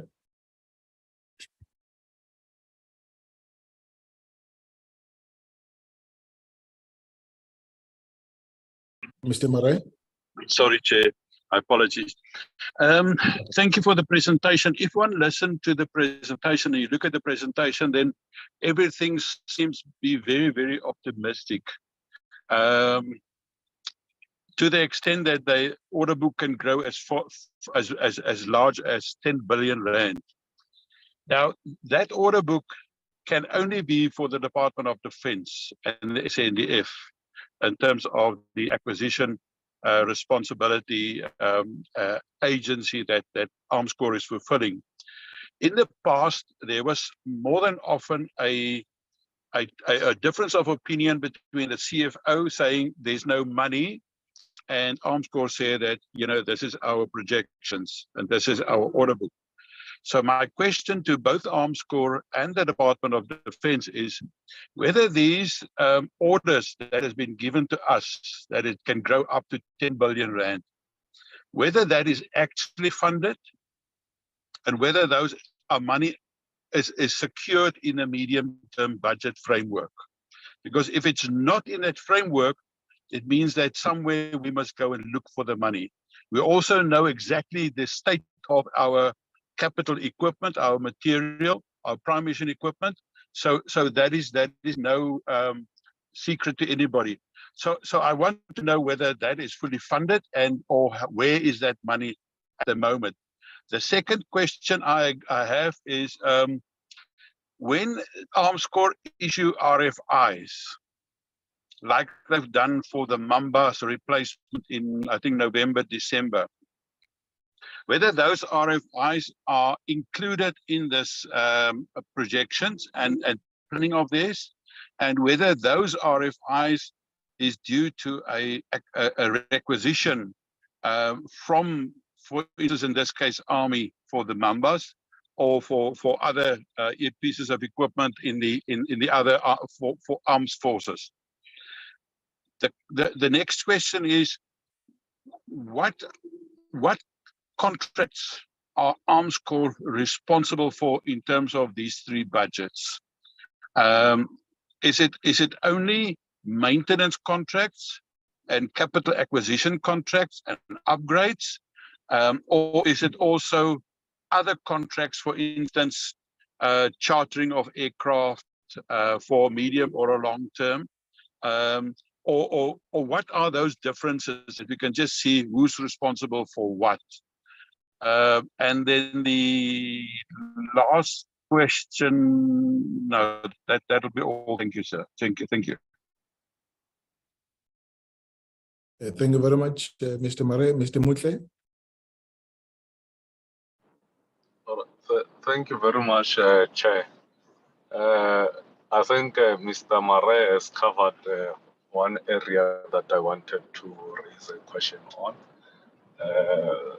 But what I think Armscor must still expatiate on or provide clarity around their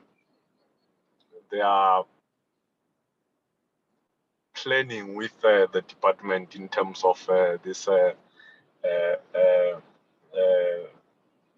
project that they need to undertake, especially those that are funded from the general defense account, which as a result of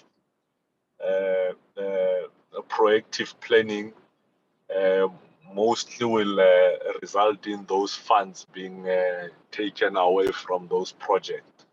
What plans are they intending to put in place to ensure that whatever monies that are allocated for project from the general defense account are going to be implemented in those financial year without fail, so that we avoid a situation where monies are made available, but both the department and Armscor are not ready to implement for in that current or in that particular financial year, which result in this hiccups that they are speaking to. It all speaks to planning, Chair. If they can come out very clear themselves and the defense and those services that needs those requirements to ensure that there are no monies that goes back, because there are no rollovers that will be allowed, because the monies are from the general defense account. If that can be clarified, I'll be very happy. Thank you very much. Thank you. You DM and you'll understand. Chair, I've just remembered the other question that was important. Okay. Chair, can I raise the other question as well? It is just with regards to Biro and hotel. What the Armscor has said about future financing of for instance, Biro is very, very important. We must know whether those funds that they say that will be used from rollovers to fund Biro, because remember, that's contractual obligations. All three, one has been delivered, the second one will be delivered this year, and the third one is already in production. So we can't get out of those contracts. So where is that money, and how will that be rolled over? Is that confirmed, or is that projections? And then the other one is Project Hotel. We also know that Project Hotel is a project that is busy with, and the delivery of that vessel is also imminent next year or the year after that. So we just need to get confirmation of confirmation of those fundings. Thank you. My apologies. Thank you very much. So we are done. I wanted to say that the reason why we are taking interest now in the synchronization of the plans, on both sides, Armscor and the DOD, is so that the money allocated to be spent in that financial year, and understand multi-year projects. I'm not talking about the multi-year projects here. Money allocated to spend in that financial year, it is spent in the financial year, so that we strengthen our capabilities, as it were. And that's one. And two, we are taking interest because that treasury ring-fenced money for certain maintenance stroke acquisition programs or projects. It's because of us putting pressure on treasury to approach it the way they've done. We don't want treasury to then say, you ask us for money to ring-fence it, but your department failed to spend it, and we are taking it away and giving it to other departments where they are experiencing spending pressures. So we're trying to tap into this. We're doing it in the light of the fact that most of our platforms are experiencing most of our programs are experiencing platforms either facing mid-life upgrade, or they're coming out for maintenance, and or they require a replacement. Over to you, sir. Thank you so much. Thank you, Chair. Yes. Chair, perhaps I will like to deal with your first question which indirectly relates to Mr. Mutle's comment around planning. I think, Chair, it is fair to say that there is an opportunity to do things in a much more efficient way, both from Armscor as well as the DOT. And to that end, Chair, what we have discussed and explored with our link to the DOD, which is the Chief Defense Materials Office, is to ensure that at least we have these standing monthly planning meetings where we review our performance. You know, Chair, there was a big contestation about whether Armscor is achieving, the objectives set for itself around the issue of the SLA. So what we have agreed is to say, one, will review the deliverables, but secondly, we'll have to have these standing meetings where we review our performance. And if there are changes to the plans, we are able to reprioritize as per the end user requirements, but the left should know what the right is doing, Chair, in essence. And I think if we start doing that, it will go a long way to shorten the time it takes to effect the decisions and to actually do what we are expected to do. And at all material times, we are able to speak from this same, hymn book, if I were to say so, Chair. Now, Chair, the issue you've raised around why does it take, or can the period of two months be reduced? I'm sure, Chair, those are the discussions that we'll be having with the sector, with the Chief Defense Material Environment, to ensure that there is alignment in terms of our expectations, and we will be able to say proactively raise these issues and say, look, we've been waiting. Surely, I mean, if you wait for 2-3 weeks, there is a reason to actually go to that environment and say, we are ready to proceed, but these are the decisions that are still outstanding. But it's a matter that, Chair, we are taking note of, and I think the committee is spot on, in picking that one up, and we will have to make sure that we do things differently in the new financial year, Chair. So, because like you are saying, Chair, the costs are scarce, and where the scarcity of costs, of resources, by all means, Chair, if this money goes back, it gets reprioritized, and we might not get it back again. So it is in our interest to make sure that we are as prudent as possible. Insofar as the questions raised around the RFIs, the financial authorities, I'll ask Mr. Tefu to respond to that one. The breakdown of the order book, I will ask Mr. Hussel to really, give us that breakdown. But Chair, I mean, I can, straight on indicate that the chartering of aircrafts is not an Armscor responsibility. So the order book that we have shown you is less the chartering expenses. With that said, Chair, I'll hand over to Mr. Hussel and then Mr. Tefu. Thank you. Thank you, Chair. If I may go to Mr. Honourable Moret's question regarding is the money that we have indicated all in the MTEF? The answer is a qualified no. Chair, if you remember in the presentation, we have indicated that our total preliminary expected order book will comprise the allocation as well as the rollovers.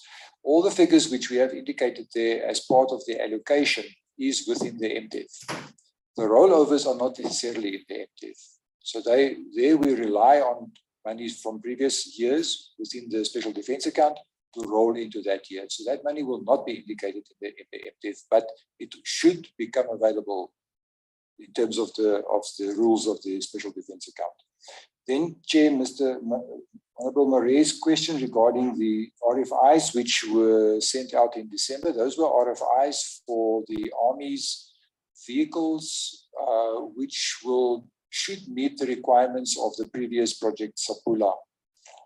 It is not included in here because the Army's portion of the allocation is only available in the 24-25 financial year.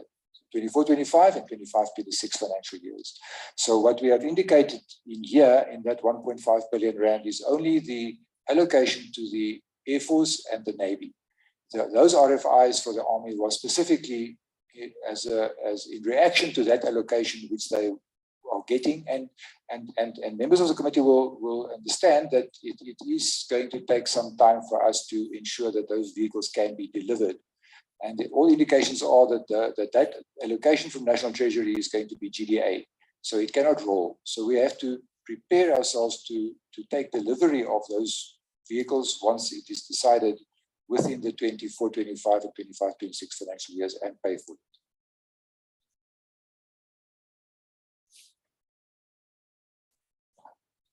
Good morning, Chair, Honorable Chair, members of the committee, the Deputy Minister, Sector, and colleagues. Chair, right at the onset, you asked two pertinent questions, one relating to the 2 months, that is April and May, while the services are firming up their requirements. I think, Chair, you're quite right.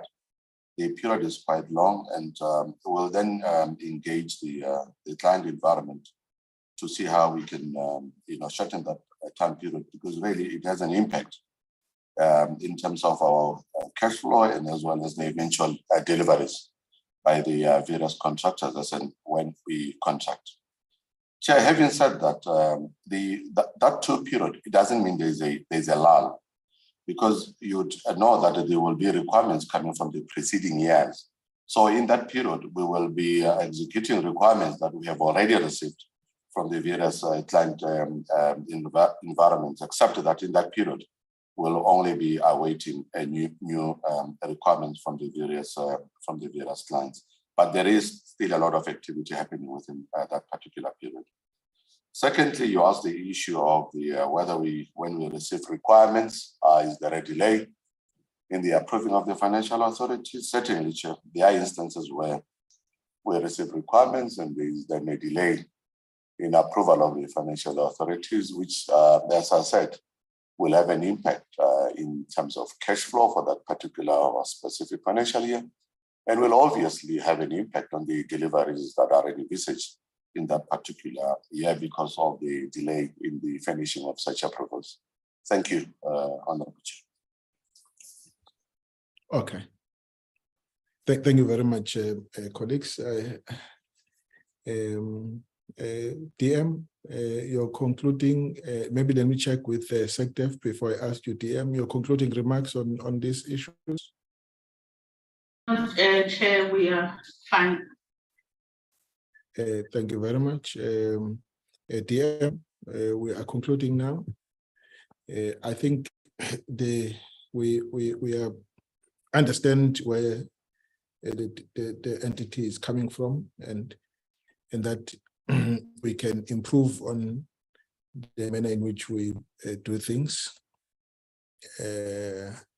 Certainly, if there's tighter coordination between the two entities, so it means that the SecDef must play a bigger role in trying to ensure that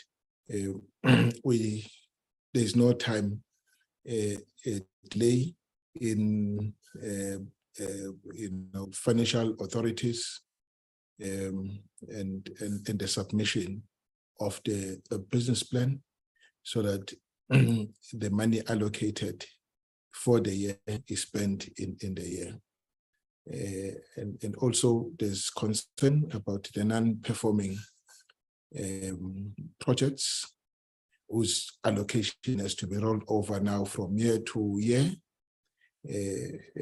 because it can't be spent. If that too could be attended to, so that there is delivery on that front. You can't be keeping so much in your account when you are not going to spend it, you know. So that's a challenge. I understand where the issue is on the project Fiester. There's this commerce now for the airport. I did not understand the airport commerce issue. The Air Force commerce issue is a new issue, that there's a delay as well. Maybe just talk to that commerce thing so that we understand what it is and why it's delayed. We understand the project Fiester before I ask the DM to close the discussion. Thank you, Chair. Thank you, Chairperson. Chairperson, Project Kamas is the project that relates to the industrialization and production of the A-Data missile for the South African Air Force. The A-Data missile, which was developed under Project Asagai, which was qualified in 2019, and we contracted Denel Dynamics to industrialize that missile and to produce a certain quantity of the missiles for the South African Air Force for use on the Gripen aircraft to replace the IRS-T, which was acquired in 2010. Chair, the delay on Project Kamas, there's been virtually no movement on that project for the past 3 years, and this is due to a number of issues, financial challenges within Denel, as the committee rightly knows. But the bigger problem is that Denel Dynamics have lost virtually the entire capability, missile capability, which Armscor is now trying to resurrect by means of a different model to get Project Kamas again to deliver the requirements for the Air Force. But Denel Dynamics by themselves have not been able to deliver, and this project should have been completed with delivery of all the operational missiles in the previous financial year already.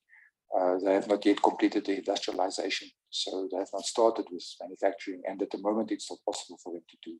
But Armscor has got a plan in which we are hoping to take delivery of those missiles by utilizing a broader industrial cooperation. We are just awaiting project control board with the Air Force to give us a final go-ahead to follow that model.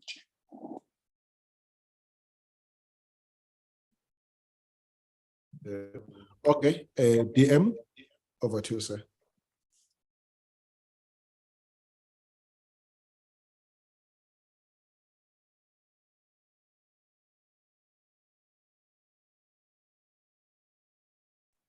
DM.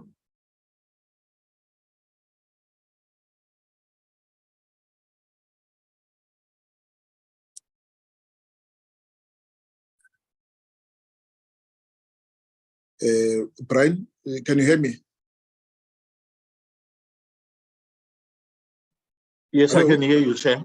Oh, yes. Okay. So, DM, can you hear me? All right. It looks as though the DM's is facing some challenges. Let me therefore thank the group CEO and the team for the presentation this afternoon. We have expressed our views, and we seem to be on the same page. We wish you well as you embark on this work. Thank you very much. I'm sure, Brian, it's safe now to release the team. What is the next item on the agenda? The committee report, Chair, on the oversight. The committee report. Okay. Let me thank you, Sagaf.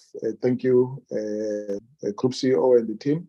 You are free to leave at any time you want to. We now move to the next item. Let's deal with the next item. Brian.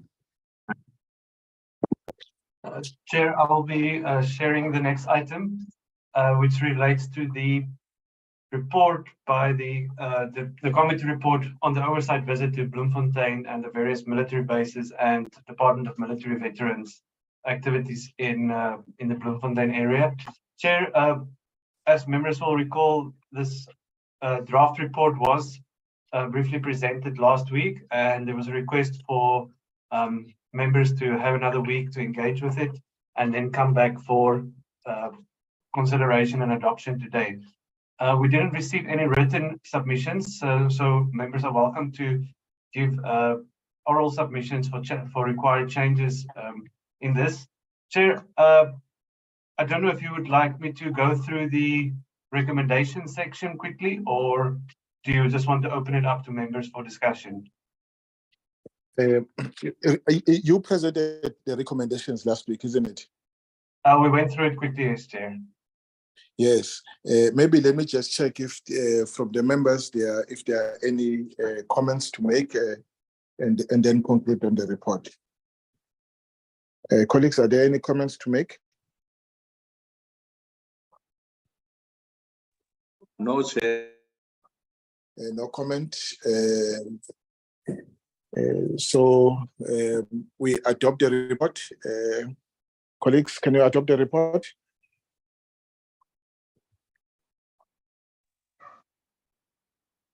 Okay. Chair, I propose adoption of the report. The report is the adoption is proposed. Adoption is proposed. Seconded by.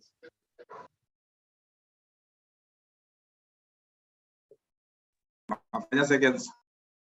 Mafanya. Doc, is any other issue, colleagues, that we still want to deal with it? It's now past, and we should be moving.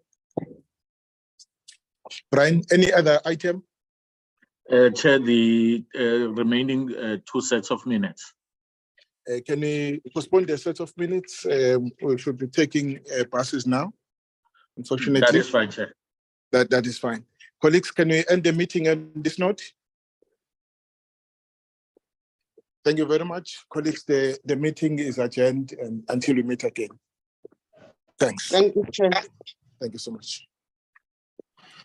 Thank you. Recording stopped.